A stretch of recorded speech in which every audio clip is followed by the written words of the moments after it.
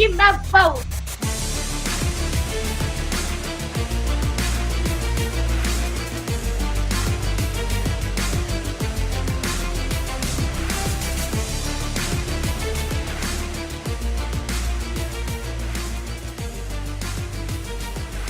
Court is in session with Ryan in Sacktown on If You Don't Like That. Now, Ryan in Sacktown.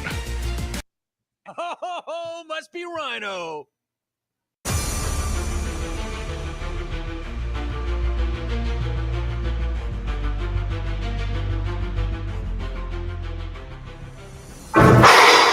Boy, that escalated quickly. I mean, that really got out of hand fast. It jumped up a notch. It did, didn't it? It's jumped up a notch, hasn't it, here in Sacktown? What's up, y'all? We've got a loaded show for you. We're going to lead you in right to the Kings and the Sixers. Kings had shoot-around this morning. De'Aaron Fox spoke to Chris Beardman. Little bit of murkiness coming out of that conversation. Depending on what website, what source you're looking at, we'll try to make sense of it here on the other side. Also, let's get down to it. Let's talk about it. It is what it is. It is escalated quickly. Will De'Aaron Fox be moved ahead of the February 6th trade deadline? We'll dig into all those details, talk about tonight's game as well. I am sorry for being tardy. I'll tell you why I was tardy on the other side of the break and start the show the only way we can start the show on January 29th. Welcome in to a remix of the King's Court and the pregame show right here on If You Don't Like That.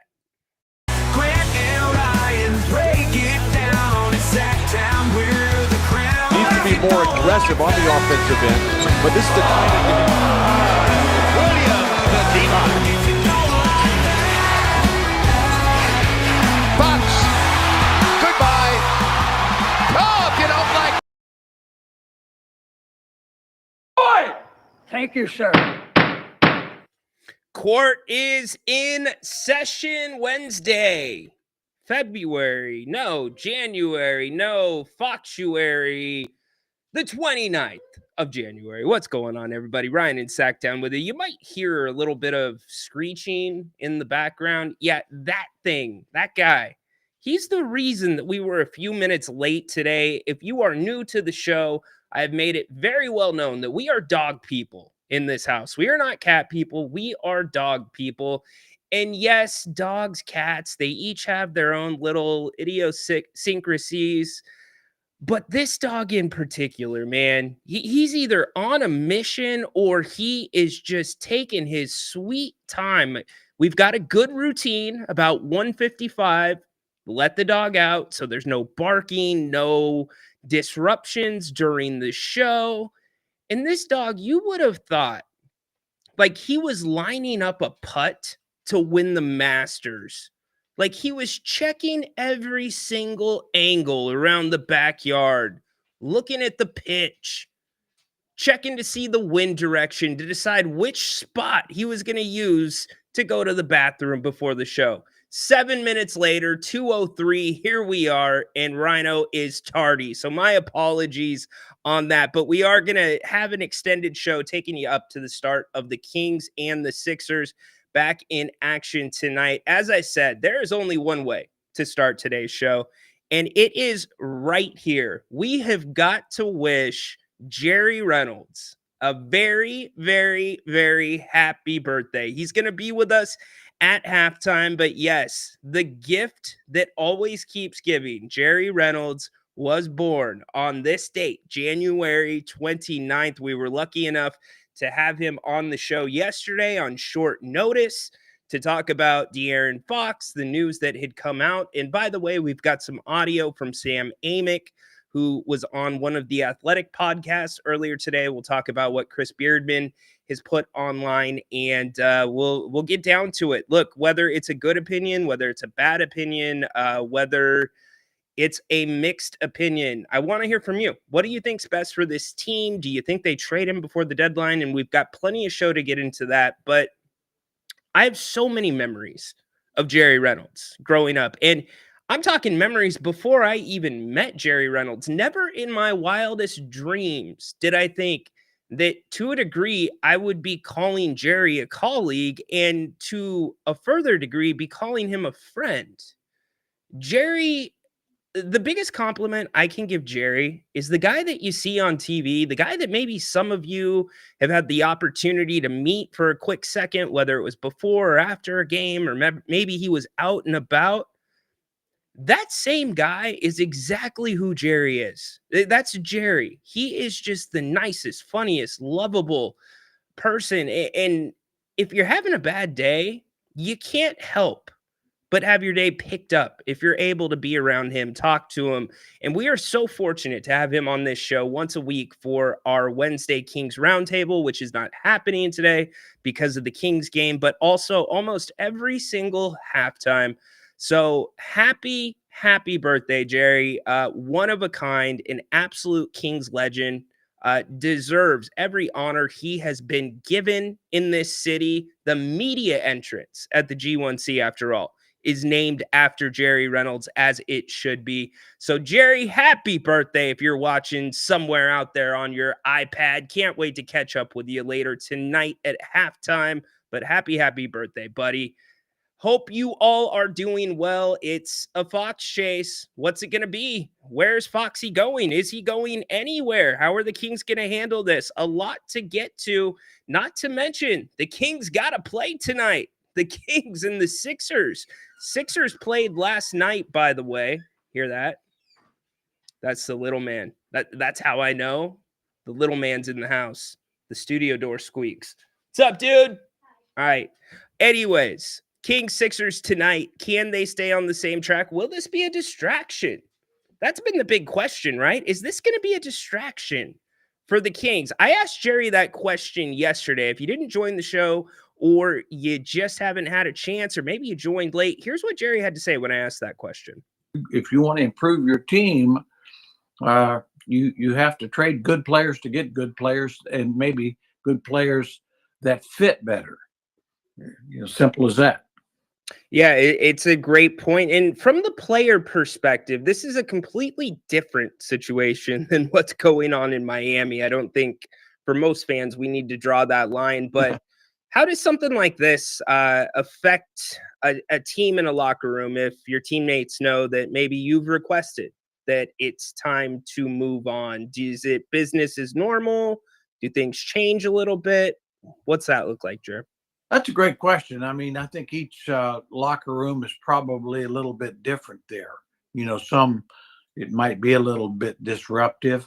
I'd be surprised if it's disruptive because there's been those kind of rumors, going on for a while, especially once De'Aaron changed agents, once he went to Rich Paul with Clutch Sports. I mean, I think, in general, everybody kind of knows, well, there's something afoot here. And the fact that, this roster is just filled with basically really good guys. Agreed. Outstanding, in the world of professional sports, you probably don't get many rosters this good off the court and no issues. And De'Aaron himself is a classy young person. He always has been. So I don't see that yet. Now, if it were going into the middle of next year, I would say possibilities, could arise. So, interesting comments from Jerry. That conversation came up yesterday as well with Grant, and I appreciate the kind words about being easy to listen to. Bro, we want Grant. Well, bro, show up here at halftime of the Kings and Sixers, bro. Grant will be here, bro. We'll be broing it out. Throwing out our bro predictions. Come back, bro. And guess what? If you can't make it then, bro, Grant's going to be here at halftime or post-game, bro. You could even call Grant, bro. Cool. All right, we're good. Everybody knows the formula. Halftime, post-game. Napes is here. I kick the days off here on If You Don't Like That. I am lucky enough I am privileged to be able to kick off the days here on If You Don't Like That and have a show on Napes' channel. But getting back to what Jerry had to say about it being a distraction. Well, if you go to Hoops Hype and you're reading what they have to say on the De'Aaron Fox thing, it says De'Aaron Fox, he did not request a trade from the Kings. James Hand puts, according to Chris Beardman from the Sacramento Bee, De'Aaron Fox told him that he has not requested a trade from the Kings. Interesting. And I trust Chris. He does the good work when Jason is not traveling with the team. Jason Anderson, Chris usually travels with the team. But Chris put out this tweet, right? De'Aaron Fox addressed, let's put that QR down really quick so you can see all that. De'Aaron Fox addressed the trade rumors and confirmed he has a preferred destination. He said he wouldn't be surprised if he got dealt before the trade line. Quote, I expect the unexpected. I think crazier things have happened. So are we playing games here? Is this nuance? No, I didn't request a trade. I just told you I'm not going to re-sign. I think that's probably what it is, but I'm not going to lie to you. Part of me is surprised that De'Aaron addressed this at shoot-around with Chris. I've looked for some video. I've looked for some audio. I have not been able to find it, but to hear, I expect the unexpected. I think crazier things have happened. Well, De'Aaron, certainly you have not paid attention to Kings trade deadlines as of late. And if by crazy you mean no action, then yeah, I guess crazier things have happened. But how does this affect the locker room? I didn't think it was going to be a distraction. Maybe it will be. What I do know, distraction or not, you've got a combination of guys that can play basketball. The Sixers did win last night, by the way. Hopefully, Maxey got all the scoring out of his system. He dropped 43 on the Lakers. The Sixers this year, they are 1-6 on back-to-back nights. With no night's rest, they are 1-6 on the season. The Kings, one game under 500 on back-to-back nights. They are 4-5. So can the Kings improve that record? But again, searching for some clarity here. The bottom line is Fox is going to be moved. As I slept on it, as all of you slept on it, it really continued to kind of sink into me. It hit me that in some ways, if there was going to be a separation between De'Aaron Fox and this team, this is kind of best case scenario. Let me tell you why I think it's best case scenario. One, you still got 1.5 years on his contract. That is plenty of time.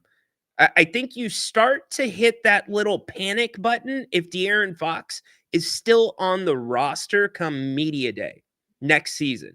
That's when you begin to panic. But giving you 1.5 years heads up, that's pretty damn good. You know, guys don't need to do that. Agents don't need to do that. De'Aaron Fox and Rich Paul could have gaslighted the Kings. Said, oh, yeah, you know, we're not sure. I think that we want to stay, but we still want to see the roster improve. They didn't do that.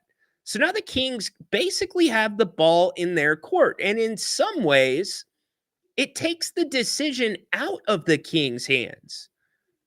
Maybe some of you are not going to be bent with De'Aaron Fox move because it's De'Aaron Fox saying, I want to be moved. You might be bent at him, but it's not going to be one of those things towards the Kings. Well, why did you trade Fox? Throw it out the window. The Kings really have no choice. Now, the choice that the Kings have in all this is where De'Aaron goes. Just because De'Aaron has a desired destination does not mean that De'Aaron gets to pick where he's going to go. Hell, I have a desired type of food that I want to eat tonight. Doesn't mean that that's what I have in the pantry to make it. I'm going to make what I have in my refrigerator. I'm not going to go out shopping. I'm not going to bend over backwards to make it happen. And for the Kings, it's what's the best deal? Can you get a good deal? And then you look at the San Antonio roster and you think, well, you can see something here, you could see something there, but nothing really jumps off the page. What jumps off the page to me is this. You need a third team. involved if you're going to do any deals with San Antonio. But I kick it to you. Would it be foolish of the Kings to not sit back and wait and see what the market looks like? See if anybody goes down.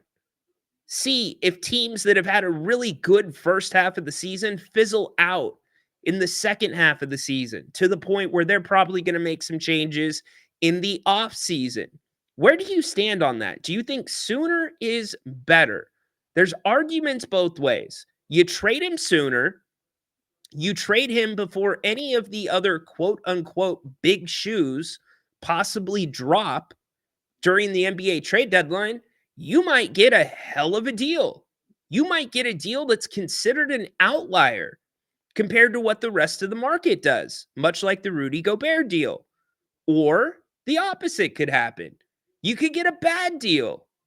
The Spurs or whoever else could pull one over on you. What I know is the Kings cannot afford to have that happen. Everything that I am hearing from sources that I highly trust, and if you pay attention to this show, if you pay attention to our content on this channel, more times than not, we are right. We are right around exactly what's going on. We have a very good pulse on what's happening.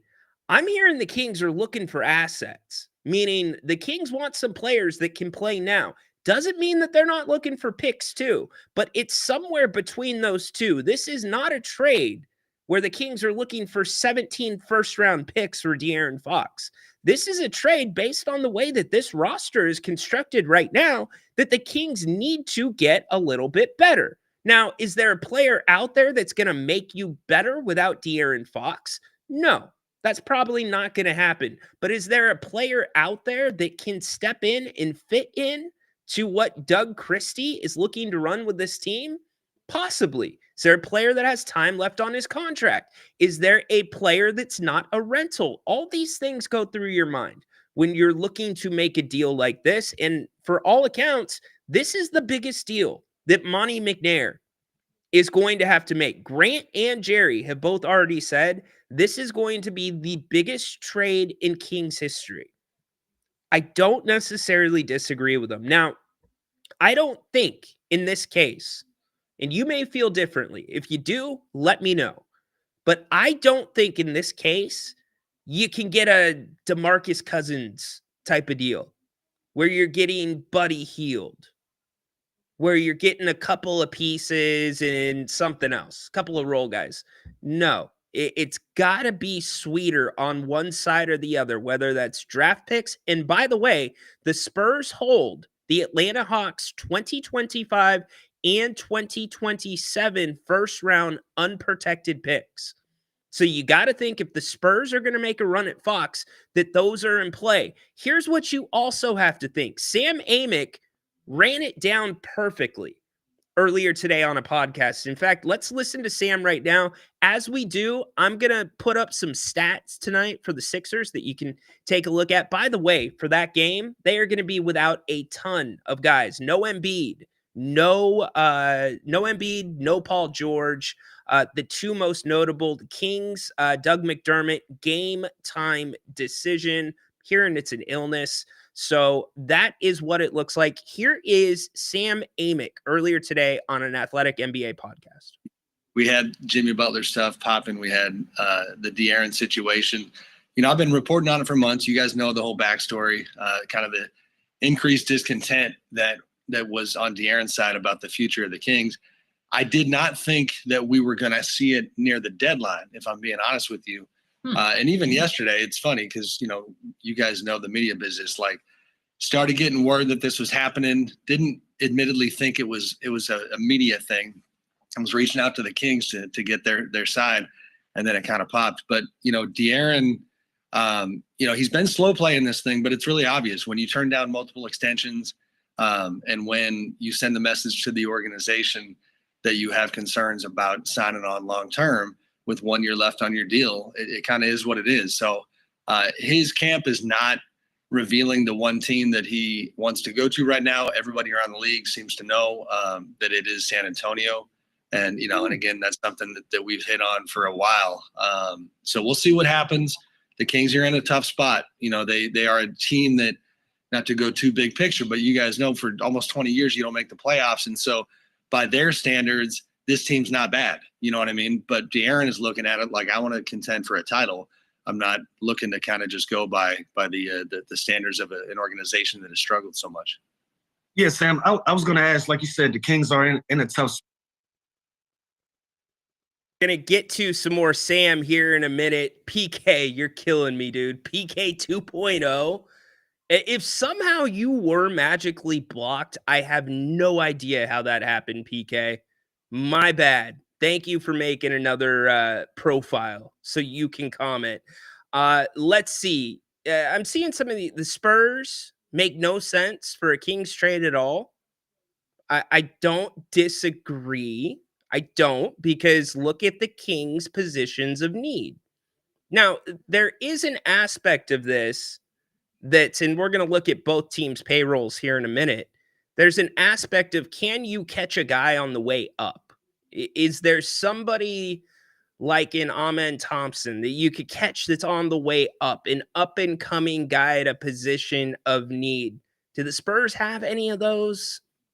Maybe one in my eyes, but some of you are hitting the nail right on the head. Rock, Fox has no say where he goes. He has absolutely no say. Now, here's where it gets interesting. And this is where Fox might have a little more power than we think. There's only a year and a half left on Fox's deal. A year and a half. The rest of this season and next season. So if you are the team that is trading for De'Aaron Fox, unless you have a very small window, like you think it is win a championship now, like we're winning the NBA title in 2025, and after that, we'll figure it out. Unless you're that team, you're going to be looking at whether or not De'Aaron's going to want to re-sign with you. Can you get him to stay? Why are you going to leverage the future without at least optimism that you're going to retain the guy? So where I say De'Aaron has a little bit of leverage is if it is a team that he is open to, that Rich Paul is saying, De'Aaron sees a future here. This is where De'Aaron wants to be. Now, that leverage goes both ways. That leverage translates also to the Kings. Because if you're the Kings and you know that, then maybe you can get a little more out of that team. In fact, let me check that. You can get a little more out of that team. That makes De'Aaron Fox as an asset that much more valuable. So is there something more the Spurs can do? What if the Spurs say, you know what, we only think a first-round pick along with the players that match the salary is the right deal for Fox? What if the Kings say, give us both of those first-round picks, 2025 and 2027, or we're not doing the deal? The Kings have the leverage there. So if the Spurs want him enough and they are confident enough that he will re-sign, then you can push the envelope a little bit. So there is some leverage, but ultimately the Kings are going to send De'Aaron Fox to wherever the best deal is at. Whether it be in the Western Conference, even be in the Pacific Division. Theoretically, when you trade a player of De'Aaron Fox's caliber, you are going to make sure that you are getting fair value back. This is not a fire sale. It's not in control at all. Buddy. Hey. Hey. Can you hear me? Yeah. Hey, okay. Hey, listen, Fox is not in control at all in this situation because he has 1 year on his books. So he's going to ask for a max. San Antonio is not going to wait for Fox to show up. Like, if we trade Fox to like Utah for Collins and Sexton, which is like a kind of a sexy trade. But I'm saying, let's say Fox gets traded somewhere else. By the time his contract and his free will comes to fruition, he's going to be requesting like $50 million a year. And San Antonio is going to move on. They're going to, they're going to build up next year without Fox. It's going to be fine. So I don't think San Antonio, like, we don't have to be like held to like a gun to our head to send him to San Antonio. Like, if it doesn't help us, well, we just hold him and wait till the end of the year, right? Yeah. But it's like, but I feel like the only way a trade happens now is for someone to help their season this year. I think like value would be like Warriors or Houston. Houston would probably be most valuable because they can make a really deep push. And then Kings in return, in reality, even without Fox, Ryan, we can be mediocre. That's fine. Even if we add, we'll still be mediocre. Our Kings additions will happen in postseason, regardless of what happens with Fox. That's kind of like how I see it. Houston has already said that as of right now, they are not interested. They want to see how far they can go with what they have. But the only thing that begins to kind of push this process forward is if it becomes a distraction. If De'Aaron Fox becomes, I'm not going to use that word. It's not a fair word because De'Aaron's never been that. If he starts being unprofessional and it's causing issues in the locker room, then it becomes a problem. I quite frankly don't see it going there, but you never know. You never know. But also, Ryan, here's another thing. Do you we hate on McNair, we hate on Vivek. Do you think they are dumb enough to release Fox trade headlines to ESPN without having some sort of a deal in place already and having someone like match it or shop it? Like it would seem obscene for you think not to have this a deal together. You think this came and release it publicly? PK, like that. You think this came from the Kings? Yeah, I hope it came from the Kings. That's what I'm hoping. I'm hoping that these guys are qualified enough to make it a Kings release. Like I'm hoping that they have a deal together.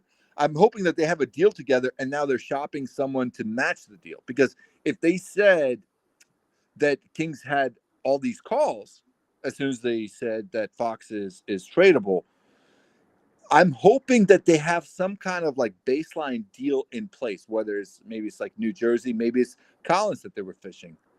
I mean, maybe I'm giving them too much credit. What do you think? I think you give them a little too much credit, but look, PK, guys, execs are talking all the time, but you do bring up a good point, which is Vivek. He is the wild card in all this. You got to hope that Vivek gives Monty some autonomy to operate here. Now, you got to run it by the owner, but you don't need Vivek coming in with a cape on and saying, you know what, we can get Fox to stay. I know we can get Fox to say, no, I'm not going to approve any trade. This is where you got to let your general manager general manage. So we'll see. Hey, PK, thanks for the call, brother. Hey, thank you, Ryan. Be good. Yo, Dennis. I hope you're kidding around, man. Don't cross me and do not disrespect me. And do not confuse being one of many people that send me multiple DMs daily that I get my information from you, Dennis. Come on, man. I bet that's a joke. I hope it's a joke. We'll leave it at that, Dennis. But if that's what you think and that's what you are putting in my chat on my show, that's disrespectful. And it's bullshit, Dennis.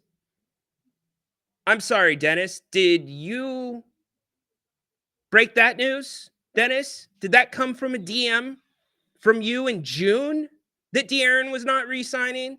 Because he wanted to see how the roster developed. I might not have a credential, Dennis, but I'm connected and I'm sourced. So don't do that. Don't do that. I love you, bro. You're a good dude. I hope you're playing around. But do not do that. That's not cool. That is a way that you will piss me off. Cannot win with him. Cannot coach with him. Can't do it. Can't do it, Dennis. Dennis, you better be kidding, dude. Trade him ASAP. And the crew will boo him at the home on February 5. Why would you boo him? Okay. Do you guys really think it's boo worthy? I don't. I would be cheering him. Do you realize this could have gone way different? And maybe it still goes way different.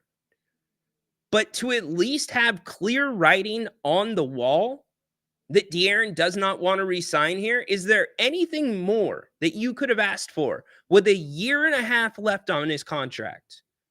I think it's great. I think he should be applauded. Now, whether you like it or not, I get it. Whether you wanted him to stay and you hate that he wants to leave, then boo him for that. But don't boo him for putting the franchise in a bad spot.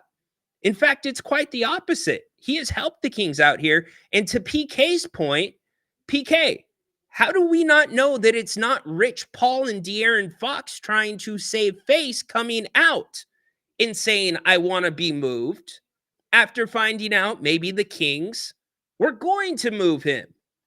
There's a lot of ways this can go. This is a fluid situation. There's no clarity on who exactly the sources are. Yes, we know the team that he wants to go to, but a very fluid situation. But all in all, this is about, like, if I was going to put it on a 1 to 10, this is probably about an 8 when it comes to breakups this way. And 10 being a good breakup. Right now, you're an 8. Now you just need to find the right deal. That's what you need to do. All right, we're going at it. It's him versus me. Dennis, what's up? Yo, man, what's going on? What's up, brother? Yeah, I don't know. I was just joshing with you there, brother, but okay. Don't Good. take it so personal because we josh back and forth about things. We do, Josh. Okay. Just joshing with you, bro. Hey, bro. There's certain stuff I don't mess around with, bro. I got your back. I'm up at 3:30 in the morning grinding every day. So I got you. I would never knock you or your game. You know that. I got nothing but love for you. You know for that. sure. You're my man. But I was just joshing with you to get the chat going. But what do you think, though? Is Fox gone? Yeah, I think Fox is gone. I don't know if it's before the trade deadline, but yeah, absolutely. All right. What do you think? I think we hold all the leverage, but unless a trade is adequate for us, we're not just going to take whatever somebody just throws at us because Fox prefers a destination to go here. Like, it's still a business aspect for us. We still have to look out for our best interest.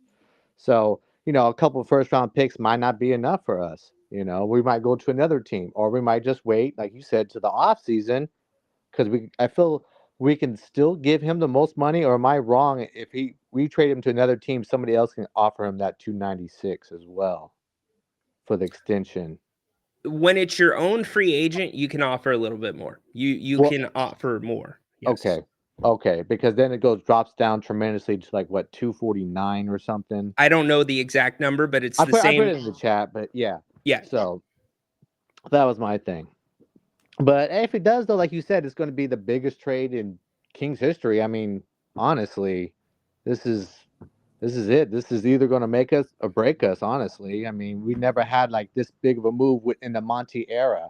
He's always been playing catch up to the Divock, and we've always he got dealt a bad hand. I'll give Monty his due. Like, he dealt a shitty ass hand, but he made do. I mean, for what it's worth, he's done a lot for us. I mean, obviously went to the playoffs. So, I mean, we're right there last year, knock on the door, a couple injuries. This team looks like it can go back to the playoffs, but that doesn't mean something doesn't mean added to this team. But I think that's the holdup for everybody. It's just we're waiting to see what happens. Is Fox going to go, or are they going to make another move to keep him here? Yeah, it's really interesting. So one of the super King super fans, some of you might follow him on X, Drew with a J, Drew. He did a whatever it's called, a Twitter Spaces last night, and it was about Fox. And so I listened in, and I ended up saying a few words. I know some others were on there, Brendan and Matt, and I think Styles was on there too. But it was interesting because and you're getting Monty's back here, there was a lot of people that did not trust Monty. Fans who called in did not trust him to make a move of this magnitude. Yeah, because honestly, he's never had. I mean, well, besides the Holly Burton trade, but he never really made anything since then. Dramatically like that. I mean, geez, like a Fox trade. I mean, that's going to be probably bigger than Holly. So yeah, that's what I'm thinking. Yeah, so that's what I'm saying. So it's either this move or the other. So that's everybody's waiting to see. Everybody's just waiting to see. Yeah, for sure. It's funny though, because I think you're hitting it right on the head. People in the chat are hitting it right in the head. The Kings have the leverage, and this whole February 6th thing, to me, there's not a rush, Dennis. It's you wait and you sit back. And hell, Jerry Reynolds, when we talked about it, it must have been about a month ago. I was like, Jerry, if you're going to move Fox, would you do it at the deadline or would you do it in the offseason? He said he would definitely wait until right around the draft. He thinks that's when you can get the best value for some guys because some teams fall in love with certain draft picks. Teams did not finish the second half of the season as they started it, so on and so forth. So I don't know. Do you think the Kings are making a mistake if they move him before the 6th? Yes, because you lose more leverage that way, like you said. You have more leverage because if he does happen, and I still have the hope, he makes All NBA, he can sign to Supermax here, and that's done.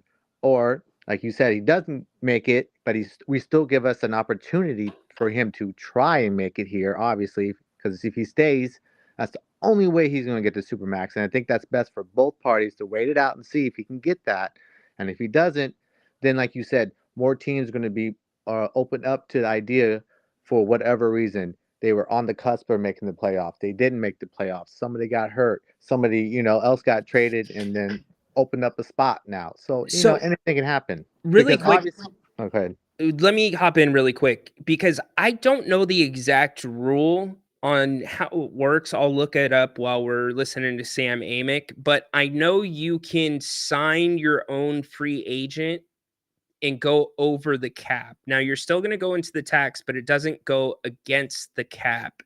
And I'm wondering if it's actually bad for another team to have the Kings sign De'Aaron and then trade him because that would not be that team's own free agent. I wonder how that affects the cap. So you might be, if you are trading for De'Aaron Fox, wanting to sign him yourselves and not have him re-sign here and then trade.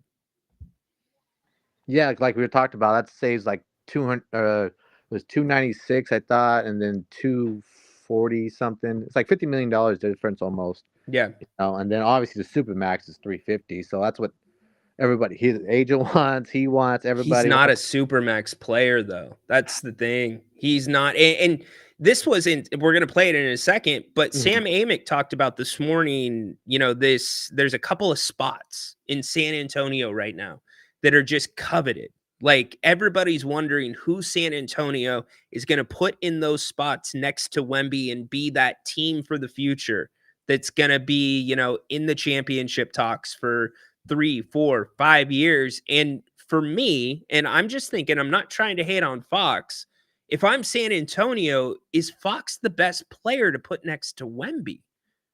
I just don't know that. Well, my thing on that is the best feeling in the world is a player wanting to go to you and your team. Yeah, and what we saw from the New York Knicks, giving up everything for Mikal Bridges.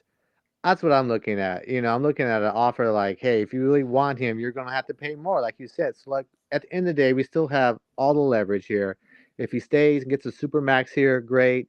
If he doesn't, somehow in the offseason, it'll get worked out, I believe. 100%. Yep, I'm with you. I think we can all agree, or I'll see if you agree with me. I don't think there's any turning back at this point. I don't think there's any scenario in which the Kings should entertain trying to fix this with De'Aaron. What about you?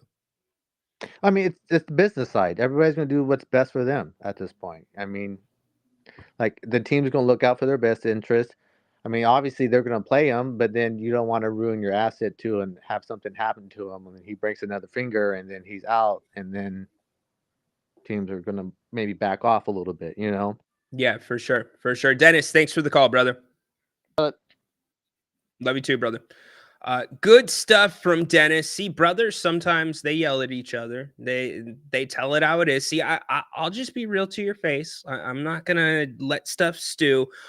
Dorian, we're going to be coming to you. You know, we're talking a lot about the Spurs. One team that we are not talking about is the New York the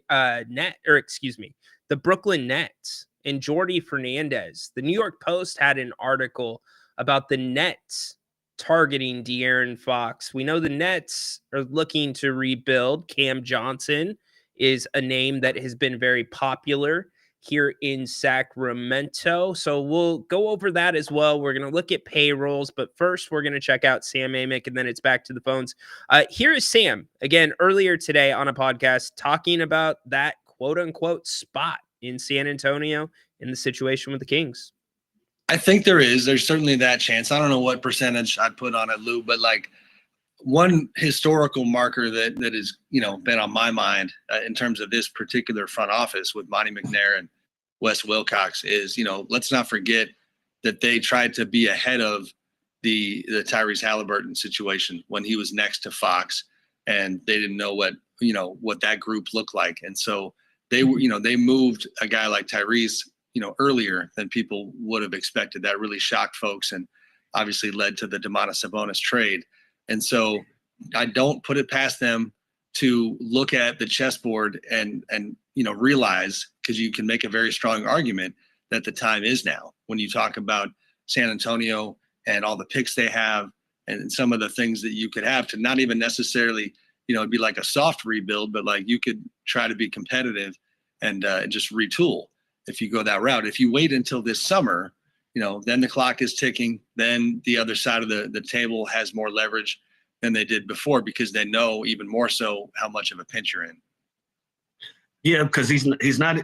Word is he's not interested in going to LA and teaming up with LeBron. His preferred destination would be San Antonio and linking up with Wemby out there.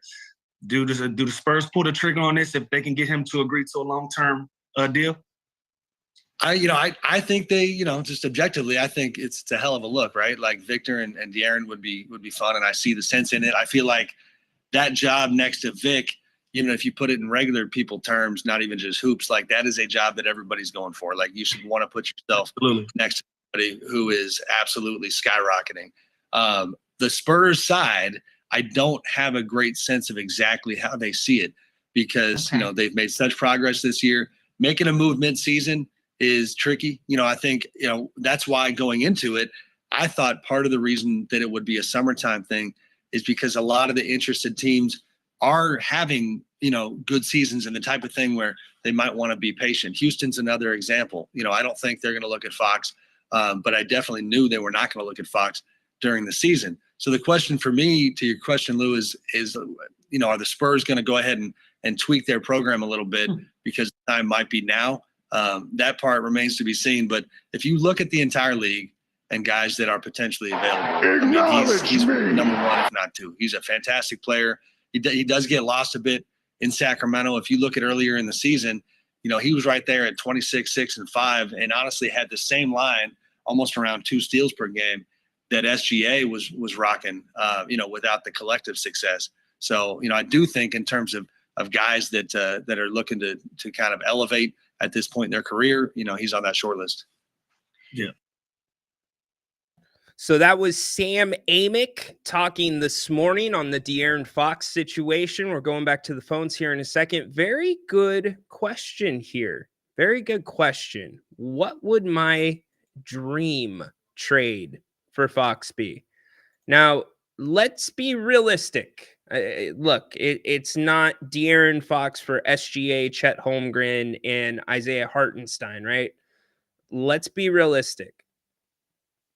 My ideal trade for Fox, when I look at teams that are looking to blow it up, I'm looking at destinations on where you could possibly get Fox out of the Western Conference.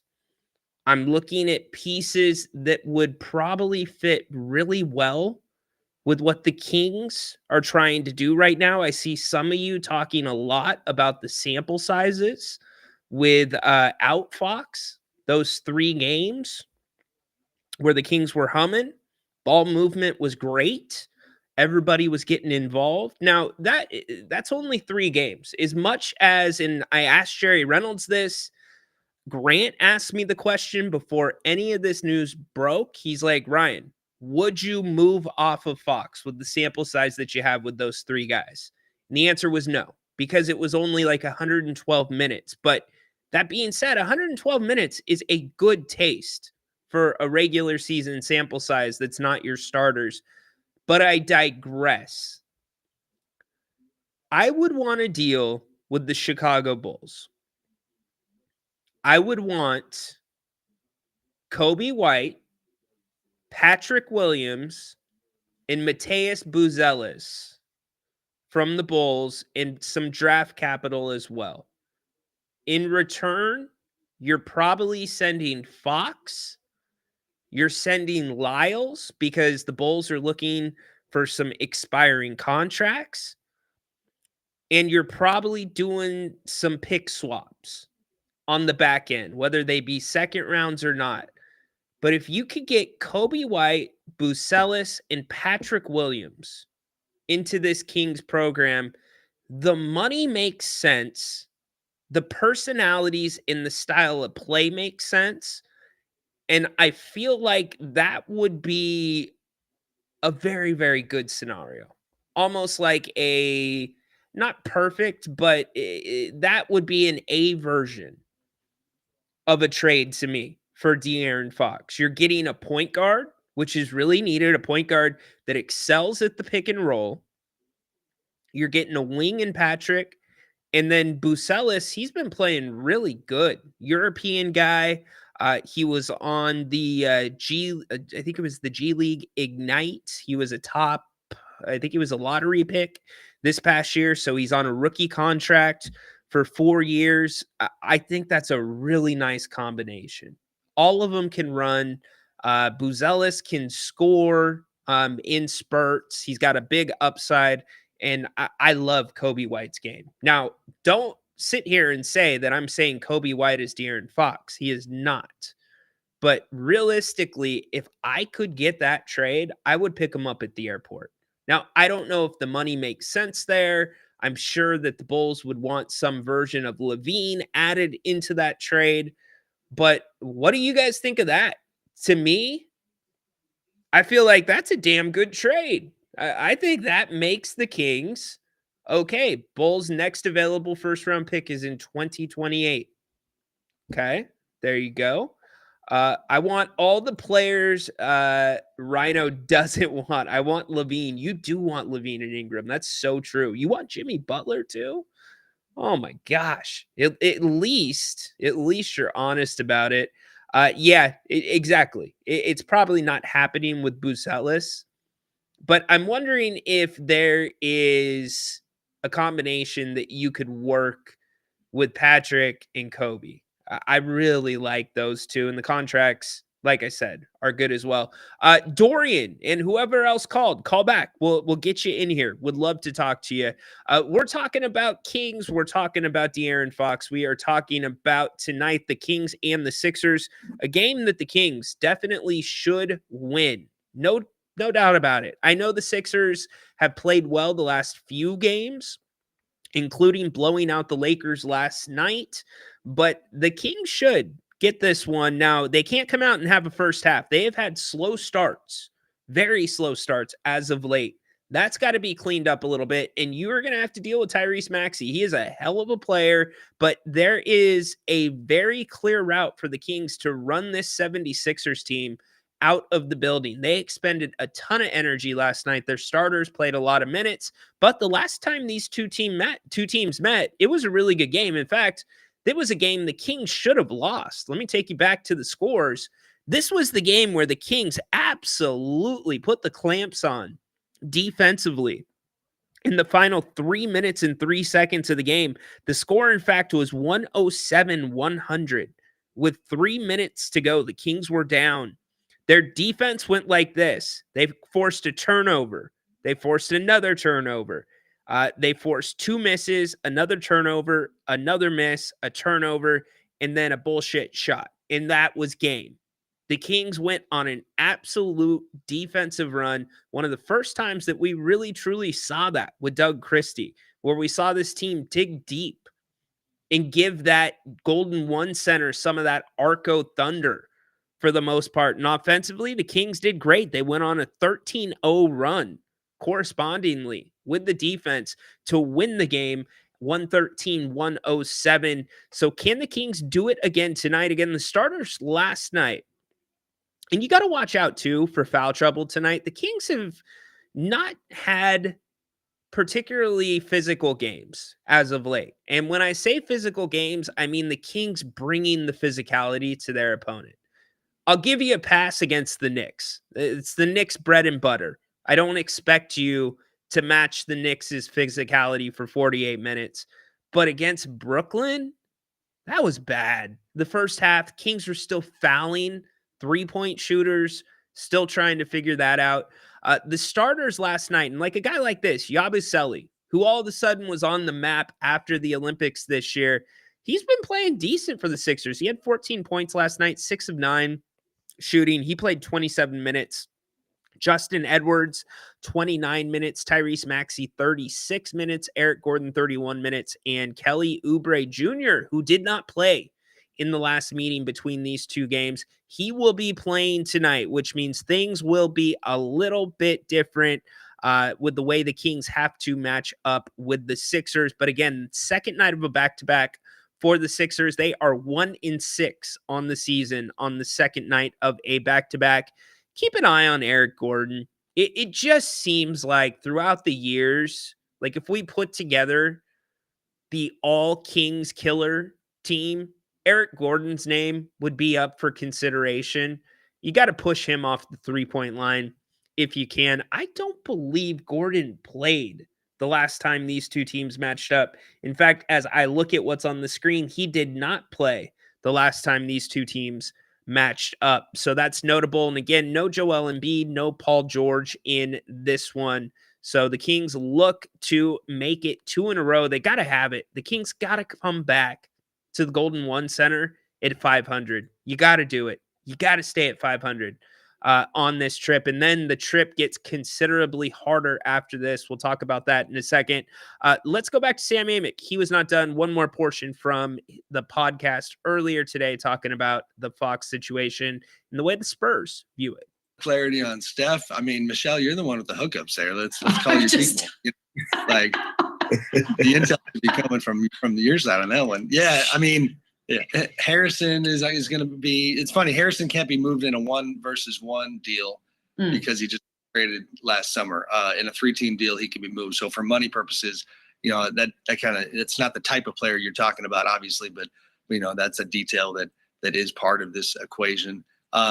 If you know, from there it becomes, I think, on the Kings side of the table.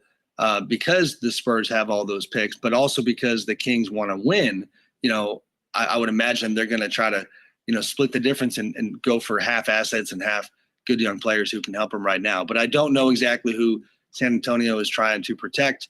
As a quick side story, I guess, you know, because the regular stuff matters. It's been interesting, or, you know, even the life stuff, to talk to people about Fox. You know, he grows up in Houston. He's a Texas guy. You know, it sounds like, you know, he would be comfortable playing in that part of the country, but there's just been funny stuff flying around about which teams would he be comfortable with. to what degree does he want to go back to Texas? So, I would love to get clarity there too, but we'll see what happens here. Man, that state tax situation. There's some wild reports out there. I mean, wild. I've seen some reports that say Fox and his family have been preparing for their move to San Antonio. Now, I'm not confirming that. I am not putting that out there. That is not from me. Just saying there has been some really wild reporting in the last 48 hours. The Kings at 24-22. They've won one here in the West. Net rating still a plus 2.3. That number's got to stay positive the entire season. The Lakers, Anthony Davis got hurt last night. He's got an ab injury. Not good. That can linger. So can the Kings make up some ground? Clippers still playing good basketball. Minnesota starting to find their way. The Kings will see them on this road trip as well. Phoenix playing good basketball. But here's what I'd point out about Phoenix. They're still a negative 0.8 in the net rating category.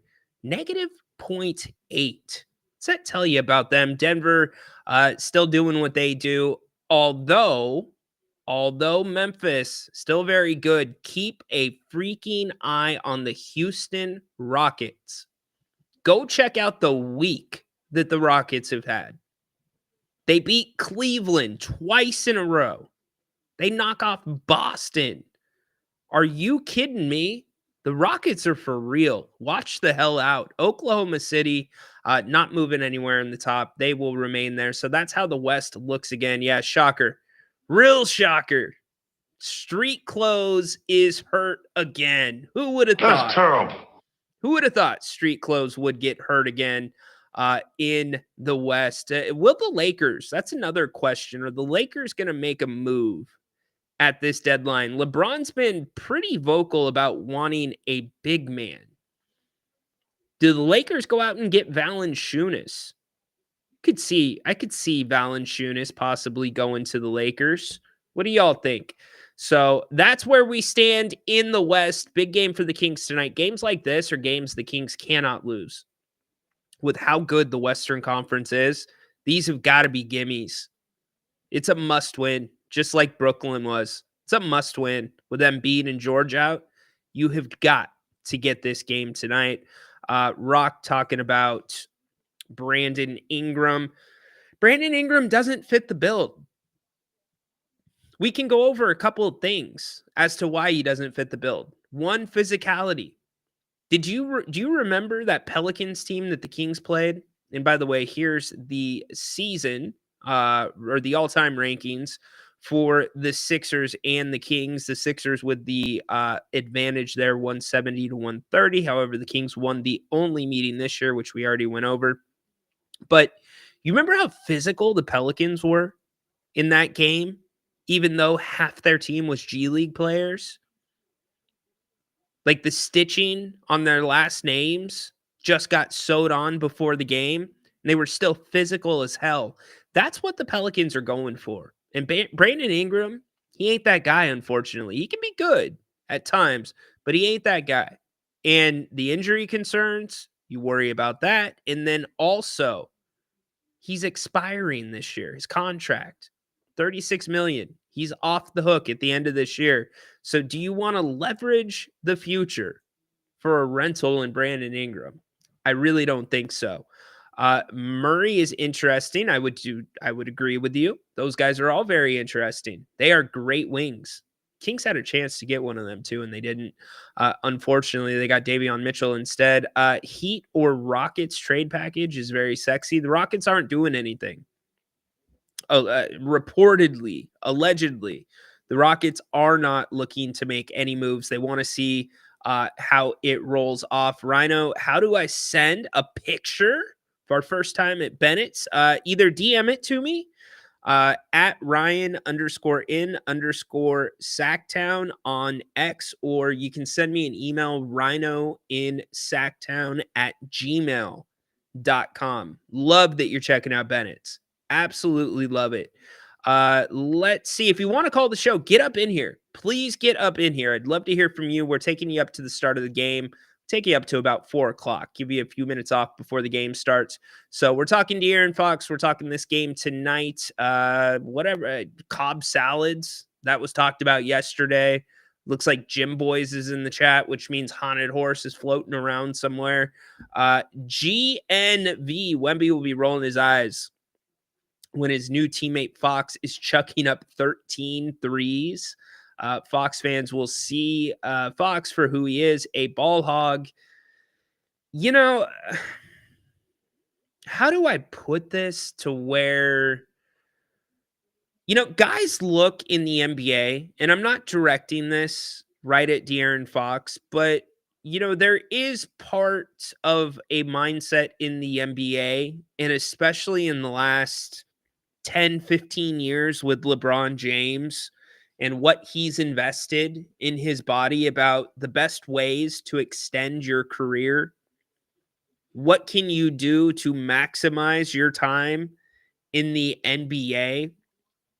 And you got to think that although De'Aaron going to the hole is the best for the team, it's his best attribute, his speed, you got to think going to the hole is not really the most advantageous for the length of his career. So you wonder if there could be a correlation between increased three-point shooting as the years go on. Part of that, too, I mean, you got to put part of that on Mike Brown. How many times did we hear Mike Brown, let it fly, let it fly, let it fly, with a team that was like middle of the league, three-point shooting? You know, the Kings, to a degree, really hung on a little bit too long to the success that they had in 22-23. One thing that became super clear is that year was closer to an outlier than it was the actual mean of what this team really is. And so I said this on that Spaces last night that Drew put on. It said, if you want to get on Monty McNair, it's been the 2 trade deadlines. The last 2, I'll give you the first one in 22-23. She didn't want to mess with the chemistry, but the last 2 trade deadlines, you have had 2 teams not give up much to get better. Both of them pass you in the standings after the deadline, and both of them play well into the playoffs, well further than you played. You didn't even make the playoffs last year. Dallas made the NBA Finals. The Lakers, the year before, make the Western Conference Finals. So I think that's part of how the Kings have gotten to where we are at today when it comes to the bench being thin, when it comes to the Kings looking and scrambling, needing to make a move, being in the corner to make a move. The bottom line is this is the move that makes sense. Let's look at the numbers really quick. Here's Sacramento's payroll. We've put this up a couple times over the past few days. The only real way that you can improve this team is really by going and improving the roster. And how do you improve the roster? As it loads, my apologies. How do you improve the roster? You got to have money to play with. You got to be able to make trades. And overall, you look at where the Kings are at with their contracts, they're in pretty good spots. You got Keon next year, through next year, at only like $2 or $3 million. Oh, we're going to wait for the page to reload. All right. Too bad I don't have any hold music. There we go. You've got Keon on a fair contract, but you got to remember, you're going to have to pay Keon pretty soon. Next year, you're going to have to pay him. He's making 2.1 this year. Doug, Jay, and Alex Len, all probably gone next year. Also, Jordan McLaughlin. So you take that money. What's that give you? 3.6, 8, 9. It gives you about $12.5 million to play with there. Trey Lyles expires. That gives you another 8. So you've got about $20 million to play with. but it's De'Aaron Fox's number. That's a lot of money. And I think the question that some people have been asking, I have certainly been asking, for the production that you get versus the production you are getting everywhere else, could that $37 million be better spent? Do you, and I get De'Aaron played really good defense in the games where he was struggling shooting. He shot well from the free throw line. He pulled the team through. He made some plays, but you need more than that at that price point. So this really is the thing that makes the most sense. Had the Kings made this decision independent of De'Aaron Fox's agent coming out and saying it would be a good idea to trade him, I would have no issue with it. And I know some of you, there's a decent majority of you that did have an issue with that take. But now we know, at least we're not going to take this thing, or at least the Kings should not take this thing into next season. When we're at Media Day next year, there should be no De'Aaron Fox at Media Day. If there is, this team is going to have some major problems. And as it sits today, I don't know if it's going to really affect things in the locker room. Today was a weird day. We're going to recap that in a second, because there's some different reporting depending on where you're looking at. But De'Aaron did address the media, or at least addressed Chris Beardman after shoot-around today. But if you're just joining the show, Jerry Reynolds was on with us yesterday. By the way, happy birthday to our man, Jerry Reynolds. And I asked him, said, will this be a distraction going forward? Here's what Jerry had to say. If you want to improve your team, you have to trade good players to get good players, and maybe good players that fit better. Simple as that.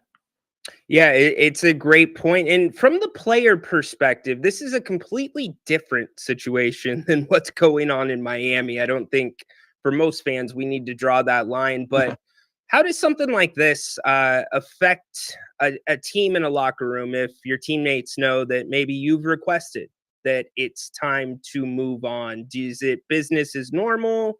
Do things change a little bit? What's that look like, Jer? That's a great question. I mean, I think each locker room is probably a little bit different there. Some, it might be a little bit disruptive. I'd be surprised if it's disruptive, because there's been those kind of rumors, going on for a while, especially once De'Aaron changed agents, once he went to Rich Paul with Clutch Sports. I mean, I think, in general, everybody kind of knows, well, there's something afoot here. And the fact that, this roster is just filled with basically really good guys. Agreed. Outstanding, in the world of professional sports, you probably don't get many rosters this good off the court, and no issues. And De'Aaron himself is a class young person. He always has been. So I don't see that yet. Now, if it were going into the middle of next year, I would say possibilities, could arise. So really quick, Chris Beardman, if you're paying attention to Hoops Hype, they've posted that De'Aaron Fox and James Ham also reposted it. But they put that De'Aaron Fox said he has not requested a trade yet. You see the tweet here from Chris saying that De'Aaron Fox addressed the trade rumors and confirmed he has a preferred destination. He said he wouldn't be surprised if he got dealt before the trade deadline. I expect the unexpected. I think crazier things have happened. So really the only thing that I'm drawing from this is its semantics. The exact words that I did not request a trade. Yes, you have not said I want a trade, but it's what's been requested. You understand what I'm saying. Hey, James, thank you very much for the super chat, my man. Appreciate that. This is on management. It's like getting 20% on a test.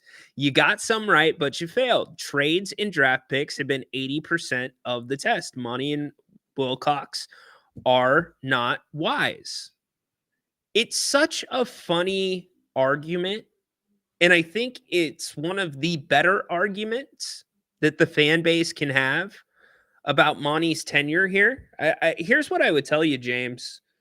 I don't disagree with everything you're saying. And if I'm sitting back and I'm De'Aaron Fox, let's take it from the Fox perspective. If I'm looking for this team to improve and I'm trying to build a balanced contender, well, you draft Tyrese Halliburton, okay? That's basically De'Aaron Fox's position. We saw what happened there, but Monty, Wes, they hit it out of the park. Now, whether De'Aaron pouted a bit, whether his body language was off during that time, that's for all of you to interpret. Grant said last night he felt that that was a problem. But you flip Halliburton to Sabonis. So if we're going to use a baseball analogy, I'm going to say they hit a home run. That trade worked for both parties, right? But then from the Fox perspective, what do? Monty turns around, drafts another guard, Davion Mitchell.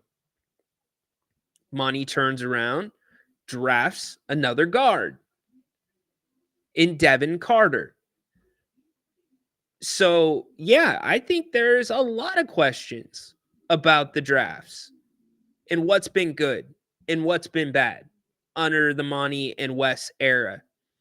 And back to the baseball analogy, like I said, they've hit home runs. It's like MLB today. It's all about the long ball. Forget the singles, forget the doubles, forget the walks. It's a home run or nothing.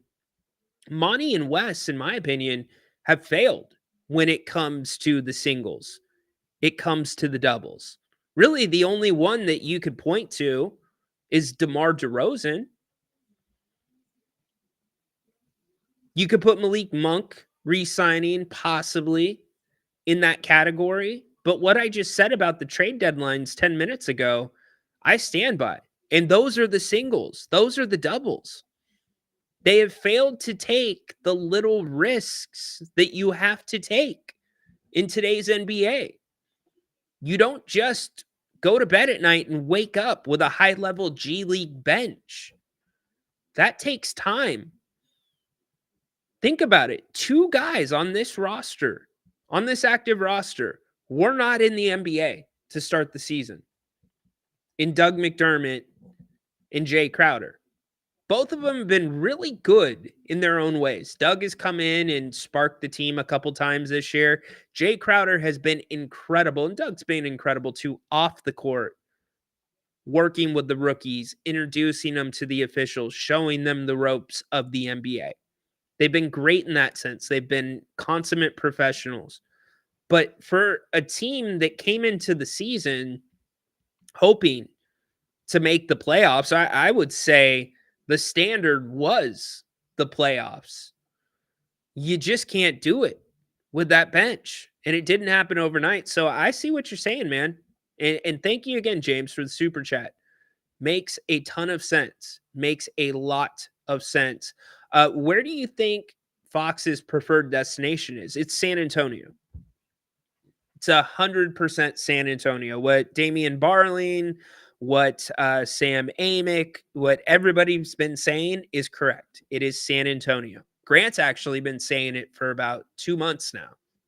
He said, watch out for San Antonio. So you got to throw his name into that conversation as well. In fact, The Athletic put out an article today. Let's go over it really quick about De'Aaron and any possible trades and his landing spot. Let's check the article out. Here it is. De'Aaron Fox.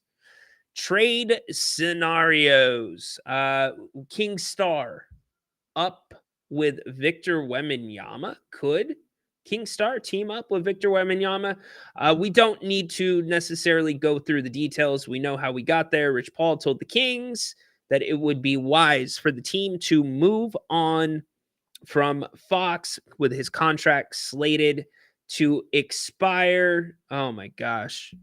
Shoes, man. Do any of you that are married out there, do your spouses keep their shoe boxes?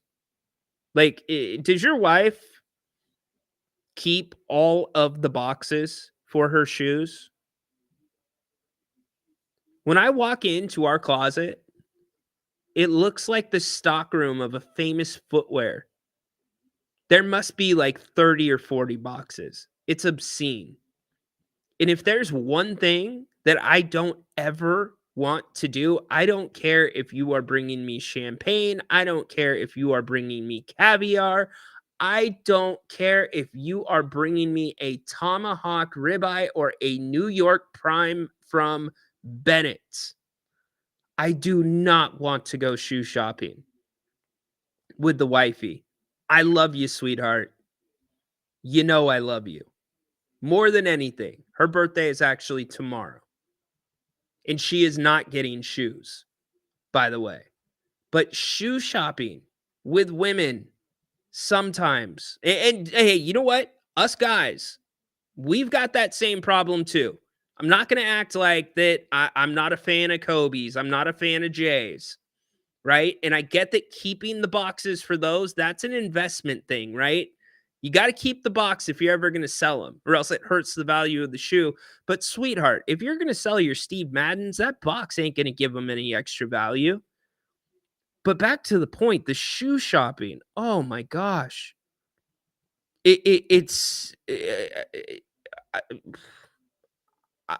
I can't do it anymore.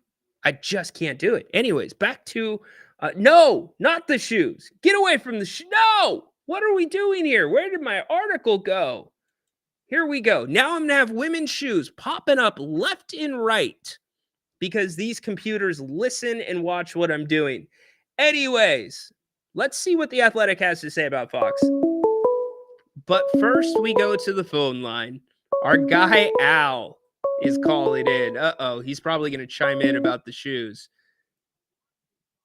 Al, what's going on today, buddy? No shoe boxes, Rhino, because there's enough shoes. If she kept the boxes, it'd be on my side of the closet, and my 3 pairs of shoes need to have a place to be. You know what I mean? 100%, man. Al, how many pairs of shoes do you have? I have 3, and my wife has 150. Oh, see? And how many of those 150 did you have to be by her side when she bought? I don't. You know, with 41 years, Rhino, there's no way. In fact, she goes and gets my shoes. I say, hey, hon, I've worn out my tennis shoes because I'm hard on shoes. I'm not going to spend a lot of money on shoes because I'm hard on them. So I say, can you, 9.5 or 10, just pick me up some sneakers or something. I don't do the shopping. I don't do it. And she's fine with it. She doesn't want me around. She'll ask my opinion on an outfit or like, really? I grew up in a rural farming community, Ryan. Yeah. The parents, we didn't have a lot of money. The parents bought the clothes off the Goodwill clearance rack. So I'm not really someone to ask fashion sense on. That's not going to work. But I wanted to ask you, I've been thinking about this whole Fox thing going public. For me, I don't think it's a good. I wish it hadn't gone public. This is what I'm thinking.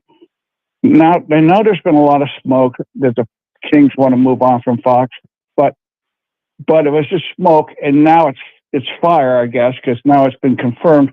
But doesn't that put the Kings in a weaker position because teams know that Fox wants to move on, or am I kind of overthinking it? I think you're overthinking it. Okay. Yeah. And when did it? I was listening to you and Grant last night Grant was talking about Fox's body language, his answers to interviews. When do you think? Do you think this all started to kind of sour with the 16-day media boycott last year, and then it followed up with Fox declining his extension, which seemed like a lot of money, saying he wanted to wait and see if the team where do you think, was it the Mike Brown firing where he was kind of like some fans were kind of blaming him in a sense on the friction there that caused Brown. Where do you think it started? Just because I just can't believe it's gotten to this point. Yeah, it's kind of the $1 million question, right? I think you saw your first signs of it with Halliburton and how that situation played out in De'Aaron's body language, which Grant documented perfectly. And I get that we probably read into things a little bit too much, but the 3 week or whatever it was, 16 days where De'Aaron didn't speak to the media, for me, I think that is really where things kind of turned a corner, Al, because it's one thing not to talk to the media for 16 days, but it's also another to have your numbers drop significantly during those 16 days. And if you get down to the pit of what caused that, it was, according to Sam Amick, something as small as a miscommunication where he didn't know he was supposed to talk to the media that day after a game, and he felt like the team didn't have his back. I think that is where things kind of started to come off the rails to a degree. But then I can't blame De'Aaron here. I think there is some legit meaning behind what he's saying. He wants to see the team develop. If I'm De'Aaron Fox, if I am close to, if not in the prime of my career, and my team's not really doing much around me to improve, yeah, you go get Sabonis. That's a big one. But you're drafting guards. You're not getting forwards. You're not doing anything to help my strengths per se, because as much as we say Fox and Sabonis works, they don't play great with each other. They play separate of each other more times than not. It's Monk and Sabonis that play good together. So I kind of think that's where it started, and just kind of mixed signals. I think that publicly with the fan base, De'Aaron, I'm not breaking news here. De'Aaron's a little sensitive. You've seen that in some of his responses in social media. You've seen that in some of his actions, both on the court and off the court.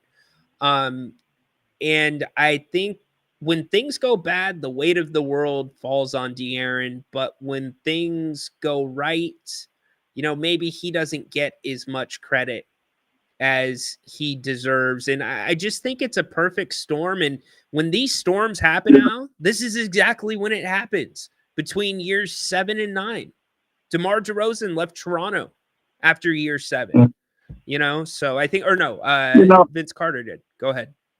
I'm sorry to interrupt. I saw this past year with Cooper Kupp, if I can use somewhat of a comparison. And Cooper Kupp was a very popular, player with the team, the coaches, the fans, the organization. But with the fans and the team, and to the point where Coop actually was asked by the media and had to address this. Now I gotta feel, if I'm Cooper Kupp, I was a Triple Crown winner receiving a couple of years ago, MVP for the Super Bowl. I'm gonna feel like seriously disrespected. Now his production numbers are down. That's where it's different than Fox, who's in his prime, and also Coop didn't, ask for it. It's the Rams shopping him while they can still get something for him, because he is on the downside of his career and dealing with a lot of injuries. But it just felt to me that he actually had to address this in the media, which to me, he said it's a business. I'm going to go out and do my job. I can't control this. And I'm hoping, as far as this being out in the open now, I'm hoping that's how it goes with Fox. You have addressed the fact that he's been professional his whole 8 years. He's never had any issues. Maybe the 16-day media thing maybe there's something there. I don't know. But, I just got to feel in some capacity, I just hope it doesn't become a distraction for the team. And here's what I'll just leave you with this. McNair better nail this, man. Yeah. I've seen this, Ryan. I've seen Eric Dickerson years ago, but he wanted out, because Georgia Frontier wouldn't pay him what he felt his value was.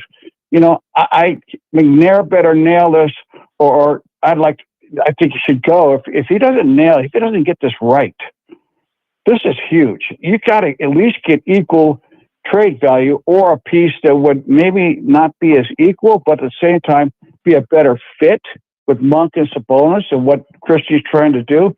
And it's got to be a bona fide body.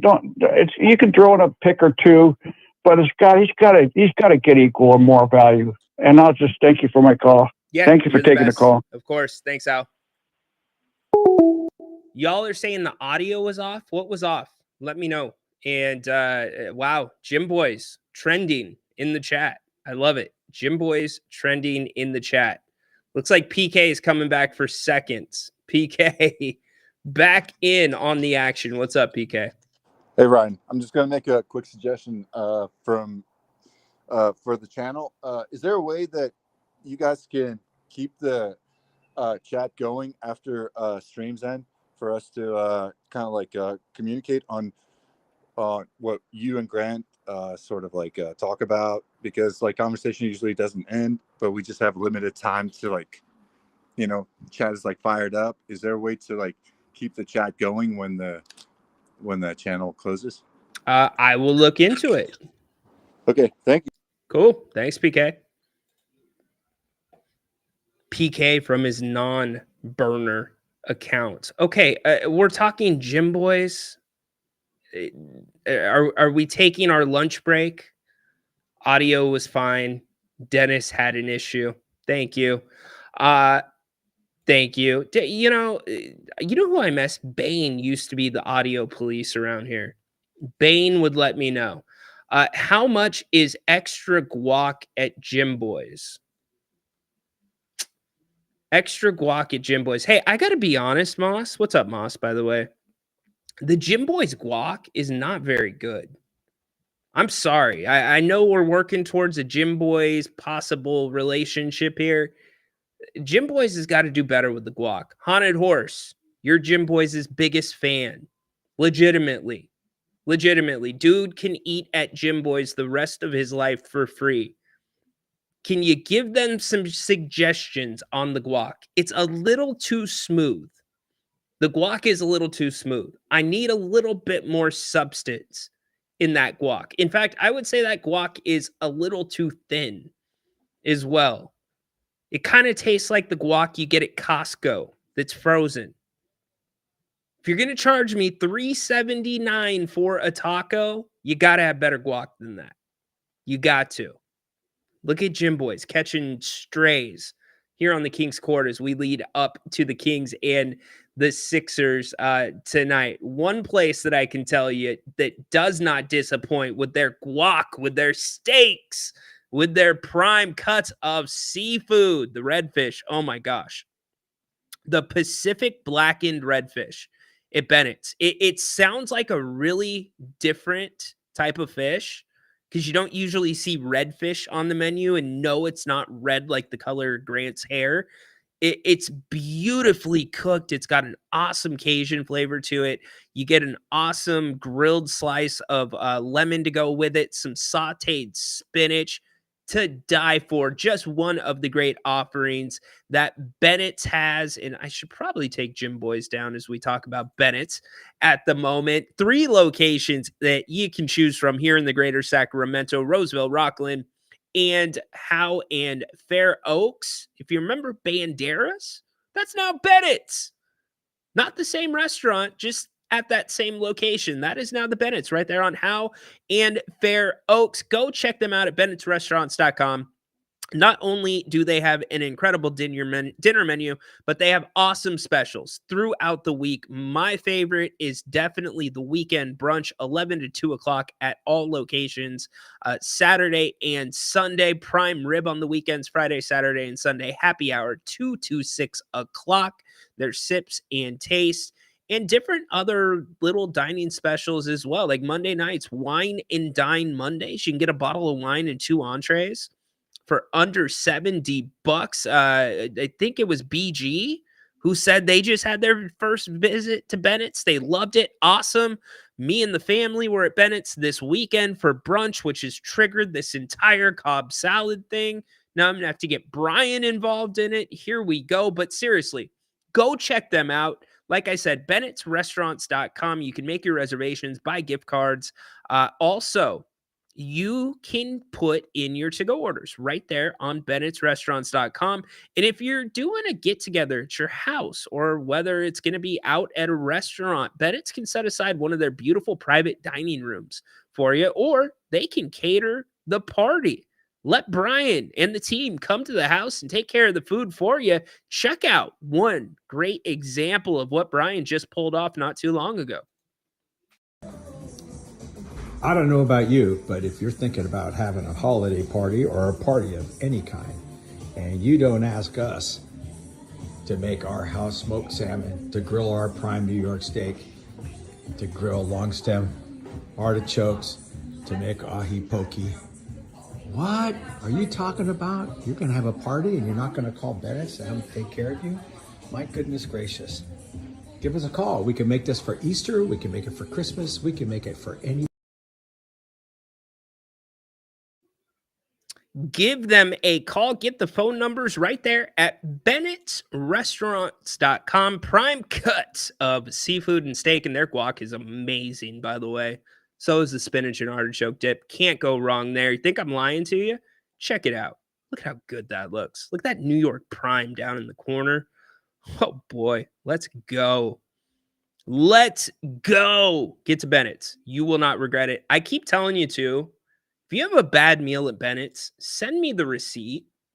But if you have a good meal at Bennett's and you send me the receipt, that's going to be awful karma. So don't do it. If you have a bad meal, you let us know. But also let us know when you have a great meal, too. We'll put it on the show. We'll retweet it. And we always pass it along to Brian. He loves hearing that. When you go in, let him know that you heard about him here on If You Don't Like That. I can only imagine what's waiting for me in the chat now that I've gone in on the Jim Boys guac.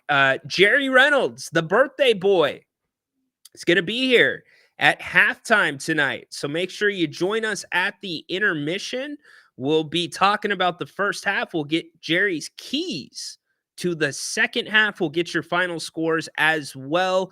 Can't wait to have the birthday boy himself, Jerry Reynolds, joining us. And then, as always, the flag bearer of the channel, the post-game show, the show that most of you know about. If you haven't been here for it, you got to drop in. Grant and I wrap the night up. We'll be talking about the De'Aaron Fox situation. We'll be talking about the game. And more importantly, we will be taking your phone calls, getting you all dialed in, getting your opinions on what the Kings should do. And hopefully we are talking about the beam being lit tonight for the Kings, making it 2 in a row in Philadelphia.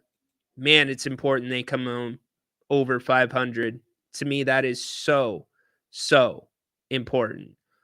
Rhino is my brother from another. If we talk trash, it's going to be about the Kings front office. I don't disagree. We're good. Any Fox trade would be epic. I don't know if any trade would be epic. You want Harrison Barnes back? Let that one sink in. Manuel, what's up, dude? It's not bad. It's just not the place I would go for a steak. Fair enough. Appreciate the feedback. Which steak did you have there? Just out of curiosity. Which one did you go for? They've got the hanger steak that's incredible. You don't find a hanger steak too many places. You go to and get a prime. Well, that's what Bennett's has too. You get to pick out your steak at Bennett's. So give them. Hey, you know what, Manuel? You have a bad meal? You hit me up, dude. We'll make it right. What's the Sixers spread? The Kings are favored. I believe the last time I looked, it was 6.5. Looks like it has moved to 8.5 points. Kings are 8.5 point favorites. It's crazy how Vegas is usually right on the money when it comes to that stuff. I mean, they are usually right in the ballpark. Will the Kings be? Light the beam! Light it! And seriously, it's a good question. What happens if the Kings lose tonight? Is this thing going to start snowballing? I'm not talking about the season, talking about this Fox stuff. Like, is it going to start hitting the fan? I mean, honest question. Does De'Aaron Fox return to Sacramento as a King? I've not asked that question yet. Do you think De'Aaron Fox returns to Sacramento as a King? Let me know. Let me know in the chat. As we keep going through it, let's see. Anything worth putting up? Sushi. Yeah, sushi's good. Something that you don't make at home, though. You don't do sushi at home. There's certain places you got to go for sushi. Let's see. Any other questions about the Kings? No. Okay, we're going to get back. Let's see. Teams 5 through 12 in the West will be jockeying for position the rest of the way. Hell yeah, Mark. No doubt about it. Are you kidding me? You can be like 3 or 4 games out of the 6 seed, the 5 seed, in like 2 games, 1 game out of being in the play-in, like out of the play-in altogether. It's going to be like that the rest of the way. Wait. Yeah, he is working on that. I'll give him some love. He is working on that. You know, they could sponsor Rhino's whiteboard. I need a better name for that as we keep going to the whiteboard. We're not going to the whiteboard today. Maybe we'll do it tonight. Haunted Horse needs a new co-host. You can apply at hollywoodrejects.com. If you need a letter or recommendation, reach out to me. I'll hook you up. You caught a stray. Yeah, we're not going to talk about them. Yeah, look, we're just going to move on from there. There's just not enough balance with some of the fans that are patrons of that channel. Let's see. I had a New York steak for our first experience at Bennett's. Oh my God, that was absolutely amazing. Dude, you got to pick it too, right, BG? Comes out on that cutting board once it's all grilled off. You got to get that thing medium rare too. Boy, dude, that sounds good. Love it, BG. Manuel, I still want to know, man, which steak did you have? And Manuel, don't come up here and tell me the Bennett steak wasn't good if you got it like well done. Don't be well done, dude. Don't be well done, dude. And Mark, I hope you are not 7-Eleven sushi guy. Look, there is a sushi place here in Elk Grove, and I'm sure by process of elimination, you're going to be able to figure out where it is and what it is, because there's not many of these places. It is a sushi buffet. It is also the most disgusting thing that I have ever had. In fact, I couldn't even really eat it. It was that bad. But this particular establishment always has a line out the freaking door before they open, while they're open.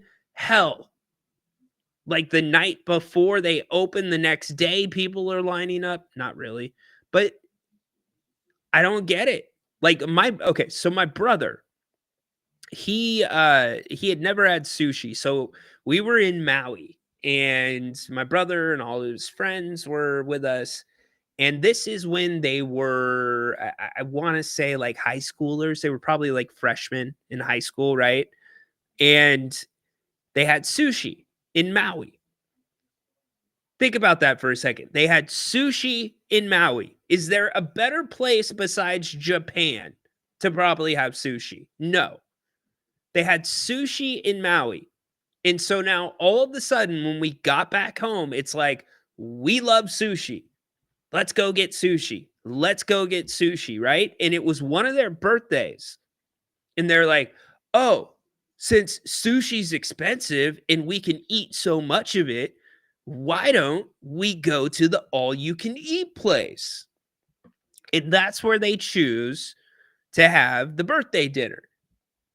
Boy, oh boy, did those boys get a rude awakening when they realized that there are steps. There are levels. There are grades to sushi. What you get in Maui is not what you get at an all-you-can-eat buffet in a suburb. Doesn't It's work outrageous, that way. egregious, preposterous. And the sad thing was, we tried to talk him off the cliff. We're like, you don't want to do that. You don't want to go there. Trust me, you're making a mistake. Don't do it. What did they do? They wanted to do it. The rest of us had to suffer. I could not stomach it. In fact, looking at it, I just couldn't do it. Look, I know Taro. Taro's a great dude. You know the establishment that he owns. To me, best one in town. Well, Crew is pretty damn good too. Crew is good too. But Taro's place is... Cannot win with him. Cannot coach with him. Can't do it. You can win with Taro's places. If you're going that route, and I'm okay giving that endorsement because Bennett's does not serve sushi, then you need to go hit up Taro's place. You don't need to go to the buffet. Don't need to do that. And here we go. Everybody gets hungry right around this hour. Ketchup on steak. You know, in Canada, they have Lay's chips that are ketchup flavored. Did you know that, Tristan? What Maui location? I don't remember. Oh, you know what it was? It was Roy's. It was Roy's in Maui. Roy's, Manuel. Katsu, yeah, pretty damn good. Denny's steak is the best. Okay. Maybe if it's like 2, 3 in the morning. Manuel, can't really put that one up on screen. Love ketchup on steak. Come on. Ketchup on steak? You can't even hit it with some A1? You got to go ketchup? I mean, I can't get mad at you, but have you tried like blue cheese on your steak instead of ketchup? Blue cheese acceptable. A1, I think A1's acceptable depending on where the steak comes from. Canadians are nice. Stop, PK. I can't go there. I cannot go there. Yeah, a good steak does not need sauce. That's what we're talking about. Ew, chips laced with ketchup. I've seen some people do some weird stuff with chips. Like, have you seen people put ketchup on Doritos nacho cheese chips? Yes. Dude, Manuel, you're speaking my language, dude.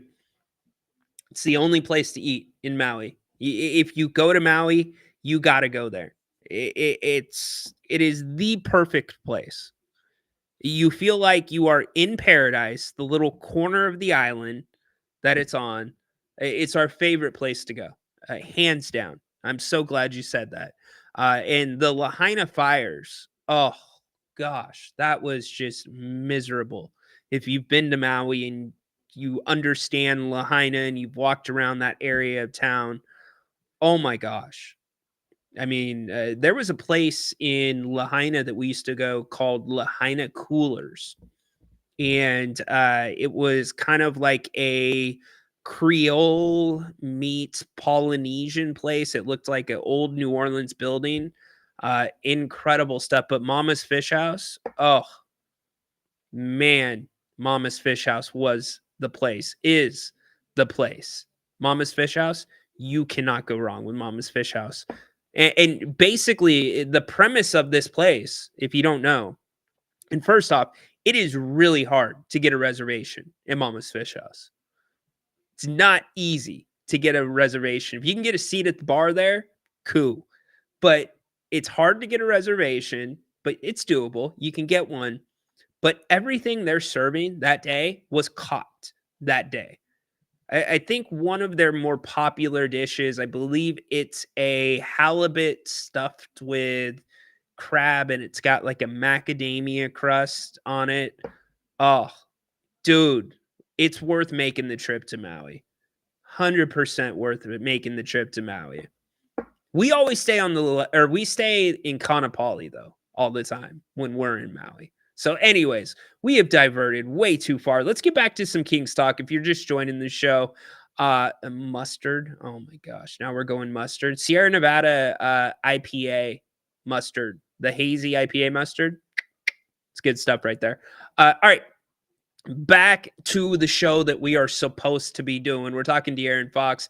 We're talking the Kings and the Sixers tonight as we are leading up to tip-off. Just about 40 minutes away till the ball gets thrown up. Yeah, that drive to I know what you're saying. You could take it both ways. Like the drive to Mama's sucks. Like you can't drive on the ocean. But yeah, driving to that side of the island for sure. A lot of windy roads. There's no doubt about that. If you get car sick, that is not the drive for you. What's up, Dorian? Dude, call back. Would love to hear from you. Yeah, get up in here, Dorian. I saw that you were waiting. Love to kick it around with you here. What are you guys thinking for tonight? We've really talked a lot about the Fox stuff. I'll go back to the screen. The Athletic put up some of the too much golf in Kaanapali. There's not that much golf in Kaanapali. There's just the two courses. There's just the two courses in Kaanapali, man. You think that's too much golf? Have you done the road? Yes, I have. I've done everything over there, man. We used to go all the time. All the time. One of our my best friend growing up, his family has a place at the Kaanapali Ali'i that they own a part of. So, yes, we love us some Maui. It was unfortunate to see what happened. I did birdie, by the way, where they had Big Break, the Golf Channel show. They had the ladies version of Big Break on that course. I birdied 17 on that course. That was freaking awesome. 2 courses too much. Come on, man. I got so many Maui stories. We'll get back to basketball, though. Love Maui. I hope they're recovering okay. Done everything Maui Wowie? No, I have not done Maui Wowie in Maui. But I do know of some people that have. Yes.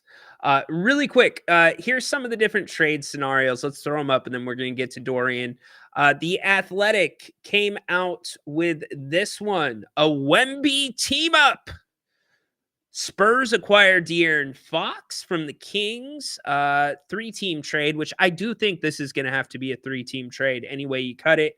Kings acquired Trey Jones, Blake Wesley, Sandro. I'm not going to lie. I don't know how to say that.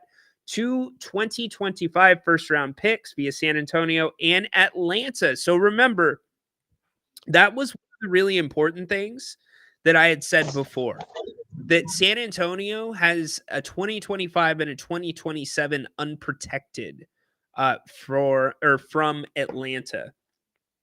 So could that be part? No, dude, your show is ADD theater. My show is not AD theater. I'm letting you guys come off the rails a little bit, but we're going to get it back. We've got John waiting, but first, my man Dorian. What's up, dude? Good to see you.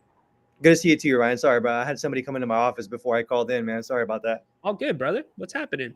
Nothing much, man. You know, Lahaina's a beautiful place, man, and I've been there a couple of times. I also stay at Kaanapali. Paia Fish Market is an amazing spot. I don't know if you've been there, but man, Lahaina is beautiful, man. It's so beautiful. And so, like, when the fires happened, you thought about people that were getting into the ocean. Yeah. Anybody that's been there, you know, one side of Lahaina is just the ocean right there, and there's the rocks that lead down, and it's just it's heartbreaking to think about. I know, it really is. It's going to take a little while for them to rebuild, but I can't wait to go back when it's hopefully it's much better, man. I agree. You know, I want to kind of get a little bit of my thoughts with Fox, man. You know, it's been 8 seasons since Fox has been here. And, you know, I was really in a cool position in 2017 where I got to be around the team for, you know, throughout the whole season, Fox's rookie year. And that was really awesome to see Fox, you know, in his rookie year and stuff like that. I think Fox is interesting in this position that he's in and the Kings are in right now because, you know, Fox has been loyal to the Kings. And if anything happens with Fox, which I do anticipate something will happen, I think it's best for him to win somewhere else because I think with over the last couple of years that he's been here, you know, obviously you have the original Beam Team season where they went to the playoffs and that was just an amazing part.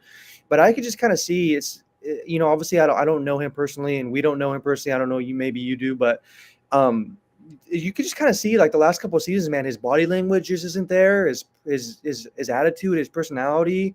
And I think he's just been loyal to Sacramento for his whole career. And I hate to see him just kind of sit here and not win anything, I think it's I know there's a lot of people here that love Fox, and I love Fox too. I think sometimes fans just get a little bit too emotionally attached to players, and it's understandable because Sacramento would be considered a smaller market, right? Sure. And it's been a long time since the Kings have had winning seasons consistently since, that streak with Weber and Bibby and stuff like that. But I think it's important to also realize that, these players are also people too, and they want to go and be successful and have a successful career.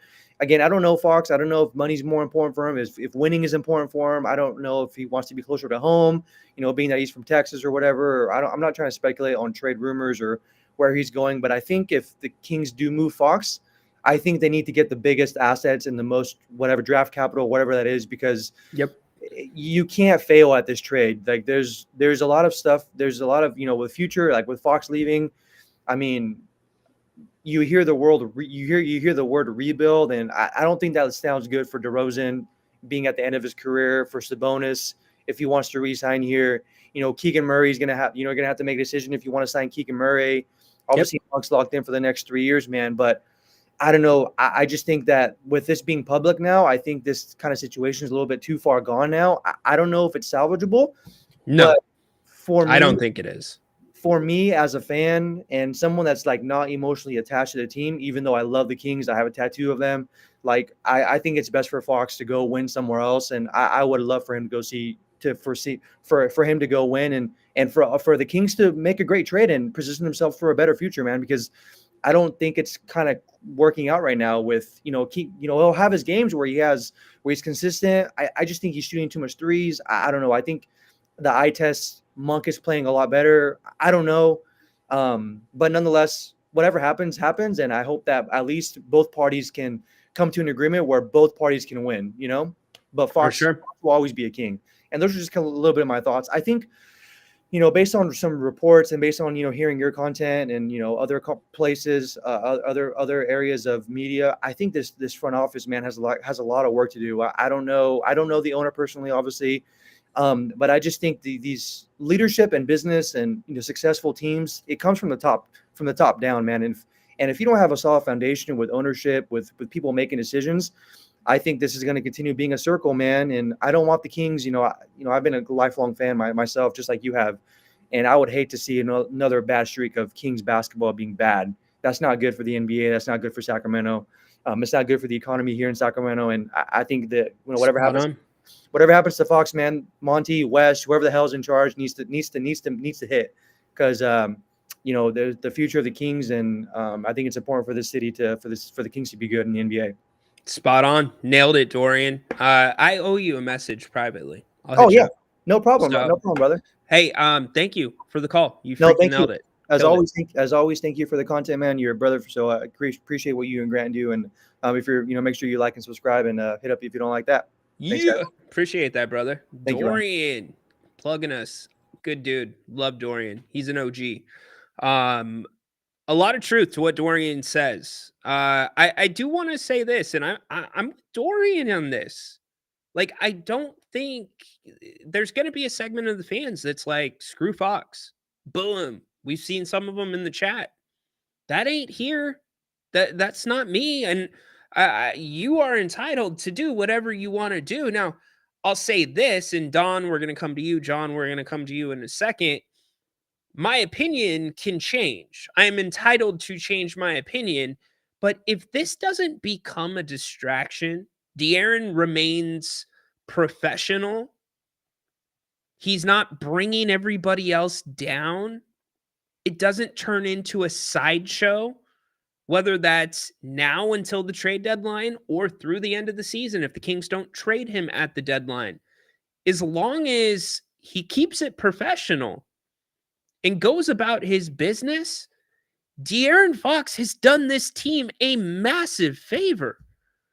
He has taken a decision that I am sure has been kicked around left and right by Monty McNair, Wes Wilcox, Because when you're in that seat, you're looking at every different way you can improve the team. And surely they have looked at what would the team look like without De'Aaron Fox. Now, it also happens that you are at the crossroads with De'Aaron Fox, with where he's at with his contract. Players like De'Aaron do not normally go into the last year of their contract without being re-upped or traded. Because you get closer to a Jimmy Butler situation when you do that, because you're telling the player, we don't think you are worth the money that you are asking for. That's why Jimmy Butler's bent. The reason the Heat don't want to re-sign him is because of his age. So a little bit of a different circumstance. But what I'm getting at is the Kings don't have a decision to make anymore, other than what's the best deal that we can get for De'Aaron Fox. Now, the wild card of what Dorian just mentioned is the owner who meddles, who is over-involved at times, who knows very little about basketball, who continues to post 3 to 4 minute Instagram things about his story, part 3, part 4, while you have a fluttering basketball product who continues to trounce out to center court B-list celebrities and taking pictures with players before the game. Like, that's just who he is. He's not going to change. What it does is it makes the degree of difficulty for Monty McNair and Wes Wilcox's job so much higher to deal with an owner like that. So in a sense, unless you have Vivek Ranadive that flies in off the top rope and thinks, I can save this with Fox, and vetoes trades, this is about as clean as it gets. De'Aaron has done the city a favor. Him and Rich Paul did not need to tip off the Kings that it would be a good idea to move him. He could have gaslit the Kings. He could have said, I still want to see how the roster develops, like he did this summer.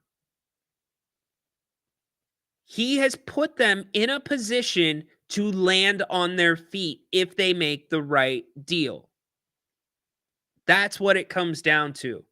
So you might not be happy with the fact that Fox wants to leave, but I can't imagine a better way, honestly, that Rich Paul or De'Aaron could have gone about it with the Kings' best interest in mind. It's actually a little bit mind-blowing, to be honest with you. John, Don, we're coming to you both right after this. If you're just joining us, want to replay Sam Amick's comments from earlier today.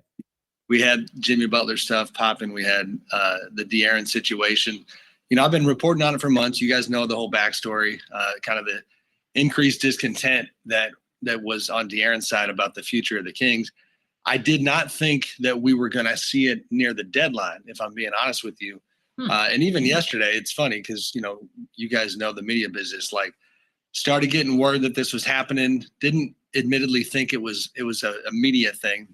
I was reaching out to the Kings to get their side, and then it kind of popped. But, you know, De'Aaron, you know, he's been slow playing this thing, but it's really obvious when you turn down multiple extensions and when you send the message to the organization that you have concerns about signing on long-term with 1 year left on your deal, it kind of is what it is. So his camp is not revealing the one team that he wants to go to right now. Everybody around the league seems to know that it is San Antonio.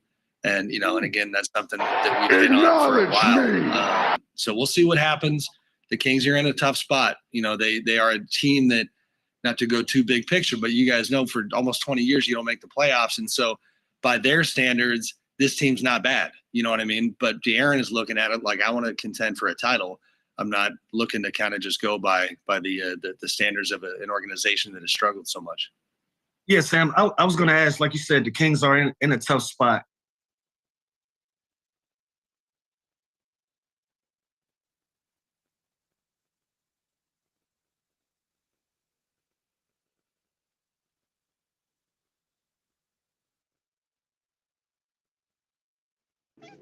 Come here, buddy.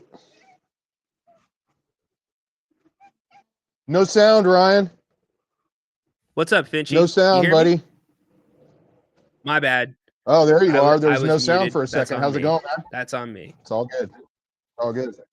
So, man, we were having this nice conversation, and then Dorian got in and started talking about basketball when we were talking about food. Yeah, Isn't this this is a food show? We debate the origins of the Cobb salad, the Jim Boy's guacamole, bad sushi, whatever you want to do. Well, I'm telling you right now, no right. ketchup on steak. All right, everybody. If you do, that thing had to be not only well done, right, but fair overdone. enough. And you got to throw some broccoli spears on too. If you don't got some broccoli spear, or pardon me, asparagus spears, that's going to be that's going to be perfect. Grilled onions are going to go just fine as well. I got some potatoes on, but we could talk food all the time. As for this Fox talk, man, you know, I love Fox just as much as everybody, you know, who's a loyal Kings fan. And I've liked him for, you know, ever since he's been here. But most recently, he's been showing that he doesn't want to be here. And Ryan, you and I had a conversation about this a year or so ago, that perhaps he was just being separated slightly from the team, and it is more evident than ever now. I mean, it comes from not just starting with the podcast he did with Draymond, because that pissed a lot of Kings fans off. I'm sure it did, and some people laugh it off and say, yeah, we still love Fox. Well, hey man, I love Fox, but listen, I love this team more than I love Fox, and I'd love it if he would stay, but his mind's been elsewhere, it seems like. And like Dorian said, he's consistent sometimes. Well, listen, when you're consistent sometimes, that means you're inconsistent. If you're doing things all the time, that means you're consistent. When you're sometimes consistent, that is inconsistency. It just shows to me that he's wanted out, and I understand he wants to win. Well, if he wanted to win so bad, why didn't he just sign the extension and leave a little money on the table to get somebody else? He decided not to sign, and he could say it's because he wants to win. Check it out. He wants a freaking bag, man. And he's got a big enough bag, bigger than damn near every one of us, if not every single one of us. I think he's not satisfied, but I don't know where his agenda is. He's got to have some sort of agenda. I'm not sure if his wife wants to be here. And if he really wants to go back to Texas, San Antonio is not the same as Houston. They are pretty different. I've been to both places. San Antonio smells like pee. Smells like San Francisco. Coming from the Houston, asparagus guy. Hey, Houston smells like... Well, hey, I know what pee smells like. Come on now. You're the one who called me out. Dude. But hey, I get you, Ryan. We're in this together, brother. We're in this together. But I don't know. I'm still up in the air, and like Grant said last night, put it on a scale of 1 to 10 if you think he's going to be here by the end of the road trip. And he said it was an 8. I think you and I both said it was a 5. I might have raised that up to a 6, a 6.5 maybe now, because the point Grant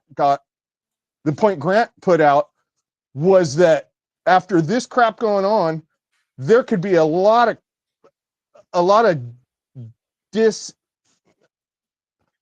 people on the team that don't like that sort of attitude. And just watching De'Aaron sometimes, when he's sitting on the bench, he's not sitting with the rest of the team a lot of the time. He's sitting and he's like this, kind of looking over his eyes, kind of looking down and trying not to be seen, but looking to be seen. I don't know. It's silly. No, Seems kind of silly to me. But hey, man, let's light the beam tonight. And I was half joking earlier when hey, Ryan, you know I freaking hate that guy more than the devil, all right? So whenever I hear that, it pisses me off, but it's starting to make me giggle. Bad. So my bad. It's all good. Hey, man, I can't tell you. I can say it don't make no sense, but you know what I mean by that. Drop. So that is now the John Finch drop. Yeah, that's one of my favorite movies. That's one of my favorite movies. I wish they were playing football in there because I'd call that a sports Don't movie make if there no was. sense. But it is. That's great. Hey Ryan, let's light the beam tonight, man. And I was kind of half joking earlier when I said leave Fox in Philly and bring Tyrese Maxey home.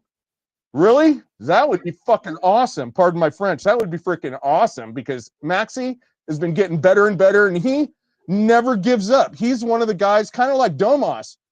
He never gives up on a play. Like Doug Christie, he would never give up on a play. Last night. And it makes me think, let me get one more thing in here. Yeah. Yes, indeed. It makes me almost think that this has come out with Fox so recently, so extensively, that perhaps Doug, because I know how Doug was, Doug would tell every one of his freaking teammates, if they weren't doing the right thing, you got to do this, you got to do that. Whether it was Weber, Stojakovic, Bibby, Jay, it didn't matter who the hell it was. Hey, it didn't matter who it was. Doug Christie was the glue to that team, even though he wasn't on the poster with Vlade and Webb, and he was the glue. He's the one that made that freaking team work. And although I may be pissed at Doug for not supporting Grant and all that shit, the best thing that I've heard, though, was somebody asked, it was maybe a year ago or something, ask Grant, would you have Doug on your podcast? And he said, sure, I would, if he apologized. That right there made me feel a little bit better because at least Grant it realizes that, hey, man, maybe you won't apologize, but you know what? We all got to get on with life. Grant's getting on with life. Doug's getting on with life. We're all getting on with it. We just got to see, man. This is why we play them, guys. This should be super fun tonight. The rest of this season should be a blast. And hey, early in the season, I thought, 50, 52 wins. Maybe not that anymore, but I'm still seeing 48 or 50 wins for this team. I don't think they're going to take a huge decline from what Doug has done. They might not, what have it been? 11-4. Now, if we go 11-4 the whole rest of the season, we'll win the championship. Yeah, so no, 11-4. You're right. 10-4? Excuse me. You're spot on. All right. Okay. Nope, was I right? You're kidding on, me. Dude. I was right. I was wrong. So whatever it is, whatever it is, man. If we have a similar run all the way through the season, it's going to be the best season that we have had. And Grant and I have had conversations with Doug on the radio and off the radio.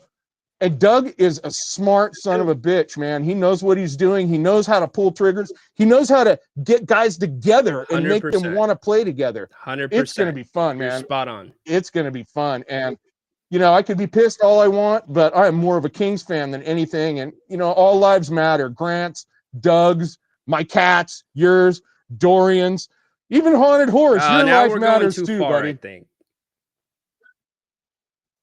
Maybe not. I'm just kidding. No, Love I'm kidding. that, dude. Love you, Horsey. Hey, when like I said, Horse, when you come into town, I got an extra raft and a couple extra kayaks. We'll float down the river and we'll get off right at Howe and Fair Oaks and we'll walk our soggy sons of bitch asses right up to Bennett's. Point that it'll be great, buddy. Far in the rear. He wants to be in the rear when you guys do that. I know. I don't give a shit where he wants to be. This is on my watch. All not right, his, Johnny, all you're the right? man. Great call, dude. Thanks for picking us up. Love the energy, dude. Thanks, buddy. Ryan, keep it up. Keep up the great work. Light the beam. Amen. Keep Light going. the beam. Later, guys. John Finch. No other energy like that guy. Holy crap. John Finch freaking brings the energy. A lot of what he said is true. And I think there is an interesting point really quick. Don, coming back to you in just 2 seconds. About, look, we could try to read into these little things, but Doug is very much a team approach guy.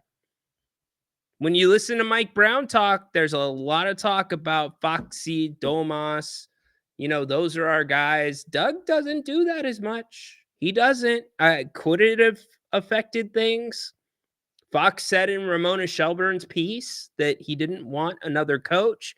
Some people in the media implying that Mike Brown being fired may have hurt things with De'Aaron Fox. Who knows? There's a lot of good stuff to what John Finch just said. Very, very good stuff. Really quick, Roy, what's up, man? Yeah, we're getting close. We're getting there, buddy. Good to see you, Roy. Hope you're well. Always good when Roy drops in. Really quick, what we're talking about, what John was talking about, and then we're going to come to Don, is this. So last night on the show that Grant and I did, he asked on a scale from 1 to 10, with 10 being very certain that De'Aaron Fox would be traded before the deadline, and 1 being saying he's not going to be traded. Very skeptical, saying you think he will be here past the deadline. Where did we fall on that scale? I was a 4. I thought after the deadline. Jerry Reynolds thought yesterday, I didn't ask him that question, but I asked him about, could this be a distraction amongst the players? Can this affect the locker room? Jerry gave his answer. We played it here a couple of times. I'm not going to replay it at the moment. But then this happened today, which is very interesting. And I think this is what John is referring to. And Grant was an 8, by the way. Grant thought he would for sure, very confidently, thought that De'Aaron would be traded before the deadline. And Grant was worried about the distraction that it would cause. According to Chris Beardman, let's get to the right one. Chris Beardman today at Shoot-Around spoke with De'Aaron Fox, and he said that he has a preferred trade destination. He said he wouldn't be surprised if he got traded before the trade deadline. Quote, I expect the unexpected. I think crazier things have happened.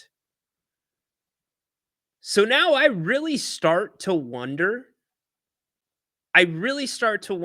about this distraction piece. Look, it might be something. I'm surprised that De'Aaron said that at Shoot-Around. I am. I'm surprised that it was not, we're going to focus on tonight in the 76ers. It'd be really important to get a back-to-back or a second win in a row. They're playing on a back-to-back, so we got to come out and be physical. But no, he addressed the situation, apparently. So distraction or not, we'll see in how the Kings come out. Don, what's up today, buddy? How you doing? Welcome on to the show. Don, you there? You there, Don? Going once. Going twice. Don. If you're getting ready for work right now, then you're probably not Doug Collins. If you're getting ready to call the show right now, then you're probably not Don. He wasn't able to get it figured out. All right, Don. No worries. No worries at all. So we do have basketball coming up, y'all. Kings and the Sixers. If you don't remember the matchup between these two teams earlier in the season, it was an exciting one. No Embiid in that matchup. No Kelly Oubre either. But Kings, I'll refresh your memory here. This was one of the games where they had a hell of a comeback at the end. The score was 107 to 100. The Kings were losing.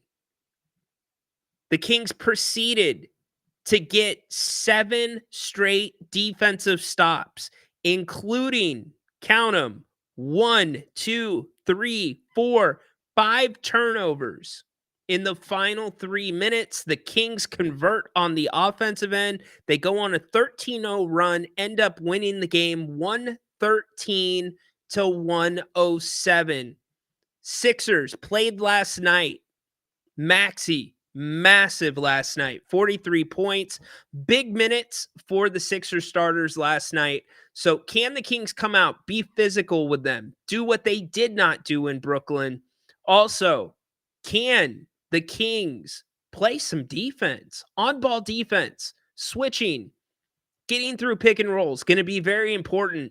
Just as Grant said last game with Brooklyn that it was a must-win, I feel today is 100% a must-win. When you look at the schedule that's coming up for this team is in the middle. This is your fourth game. of the road trip. Let's go to the schedule really quick as we pull that up. It does not get much easier for the Kings on the back end of this road trip. You've got Oklahoma City and Minnesota after this. The Kings have already won one on this road trip. So can the Kings get this one tonight? You have to have this one tonight. You win this game tonight, that will basically put you, that's going to guarantee you, if you win tonight, that's going to guarantee you return home to the Golden One Center with a 500 record. Tonight is a must win. Kings got to take care of their business in Philadelphia. As for Philly, again, no Joel Embiid in this one, and also no Paul George. So things lining up well for the Kings. As we said, the Sixers, heavy minutes last night for Maxey, Oubre, and others. You got to watch out for Yabusele tonight. He's not quick, he's not flashy, but dude's effective. He had 14 last night, as I said. Maxey 43 against the Lakers, 118-104 Sixers victory. Oubre had 20 in that win. Also, yeah, I'll try to bring you back up, Don. Let's see. We'll see if we can get it to work. Also, side note, the Sixers, they are 1-6. The Sixers are 1-6 on the second night of a back-to-back. Can the Kings make that 1-7? The Kings are 4-5 this season on a second night of a back-to-back. So actually, not too bad of a schedule. I don't disagree with you, Romanowski. The Sixers have had issues this year, and you're getting a huge bump without Embiid. A huge bump. Not going to call them trash. They're 18-27, 8-13 at home. That's the big thing that stands out to me. This is an 8-13 team at home. At home, y'all.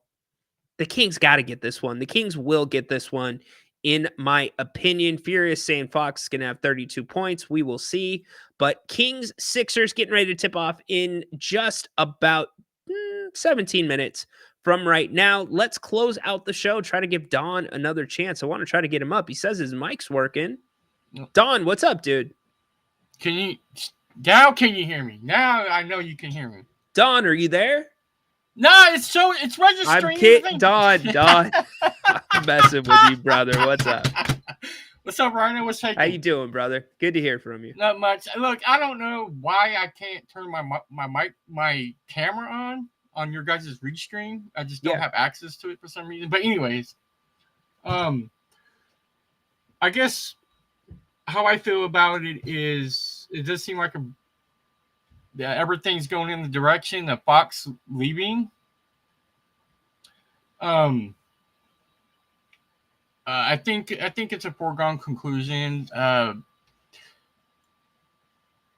don't know what I don't know. I know exactly what we're gonna get for him, or what I have what I like for us to get for him, but basically I don't know what's gonna happen. But either or, I do want to see some kind of a change. Maybe if we don't trade Fox, that still I feel there still has to be some kind of a roster change. You know what I mean? Yeah, absolutely.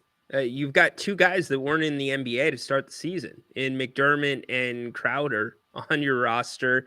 Alex Len, look, I appreciate Alex for what he is, but would he have stuck with many other teams in the league for 2 years? Probably not. Trey Lyles, final year of his contract. So trading Fox really opens this team up to what I call a recalibration rather than a rebuild. You have some pieces and probably some draft capital that will refresh this team, and it frees up money to a degree for the Kings to go out and get whatever else they feel they need. And I think that draft capital too is very important. The Kings, in order for any team, Don, to be successful in the next 3, 4, 5 years in the NBA, drafting and developing are probably the two most important things because of the new CBA. Let's say they do re-sign Fox, and I don't think they're gonna give him the max, but let's say they do give him the max. Hold on, Don. Let's set this scenario up right. Okay, 1 second. So you're telling me there's a chance? Yeah! All right, go for it. Well, so we do keep him, and we do resign him.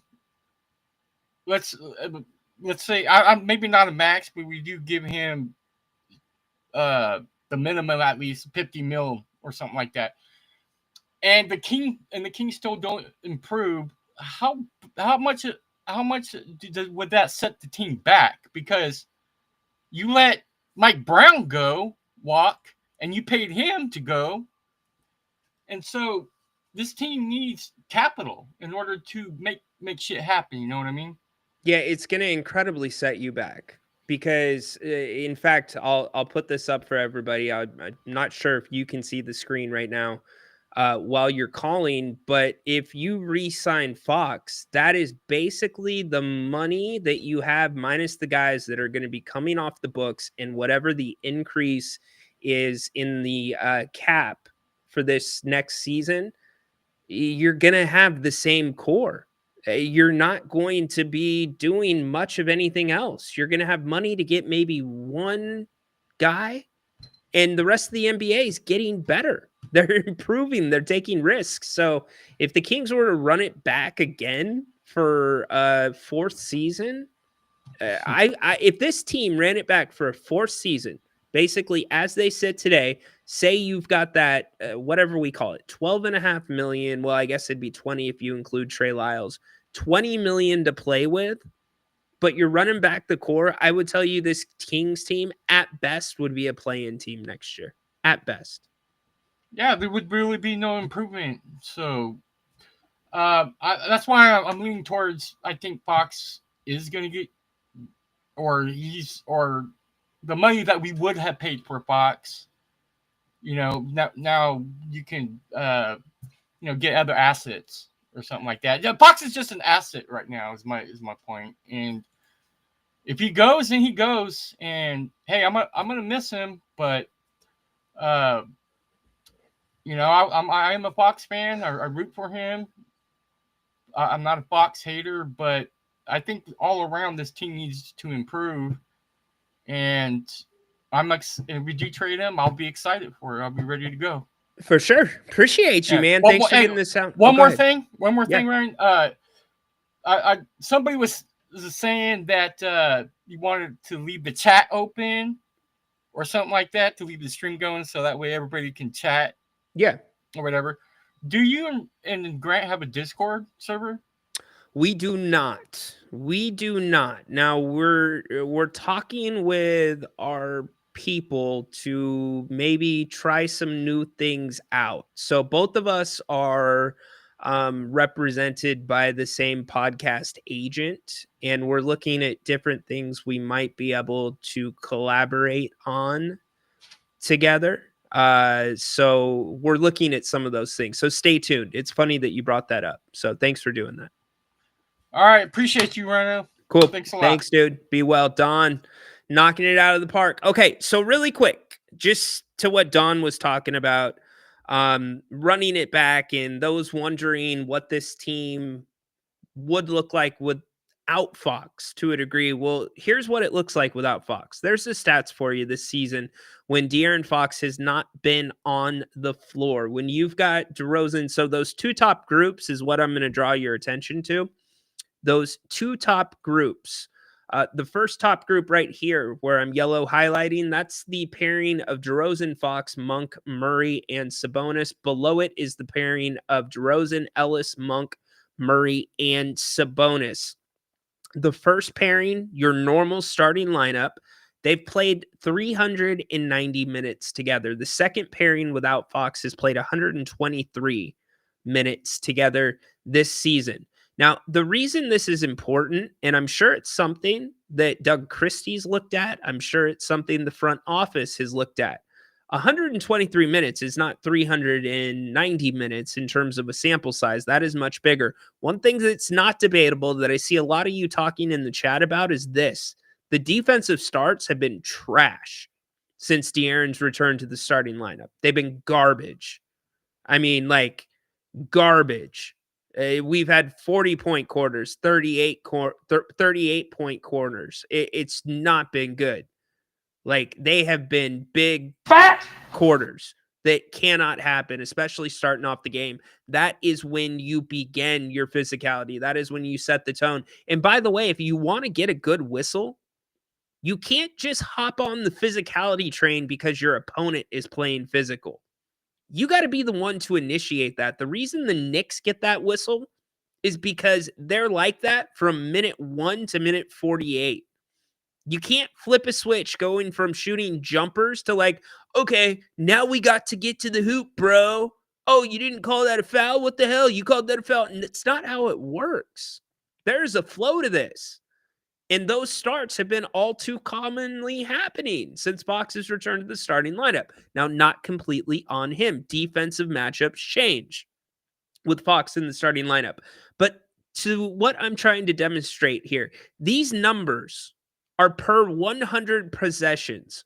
So the Kings' averages per 100 possessions, these numbers are either plus or minus the Kings' averages, meaning in this category here in field goals, a plus 10.1. That means over 100 possessions, this group on the court, DeMar DeRozan, Keon Ellis, Malik Monk, Keegan Murray, and Domantas Sabonis, they are averaging 10.1 more field goals over 100 possessions than the Kings average this year over 100 possessions.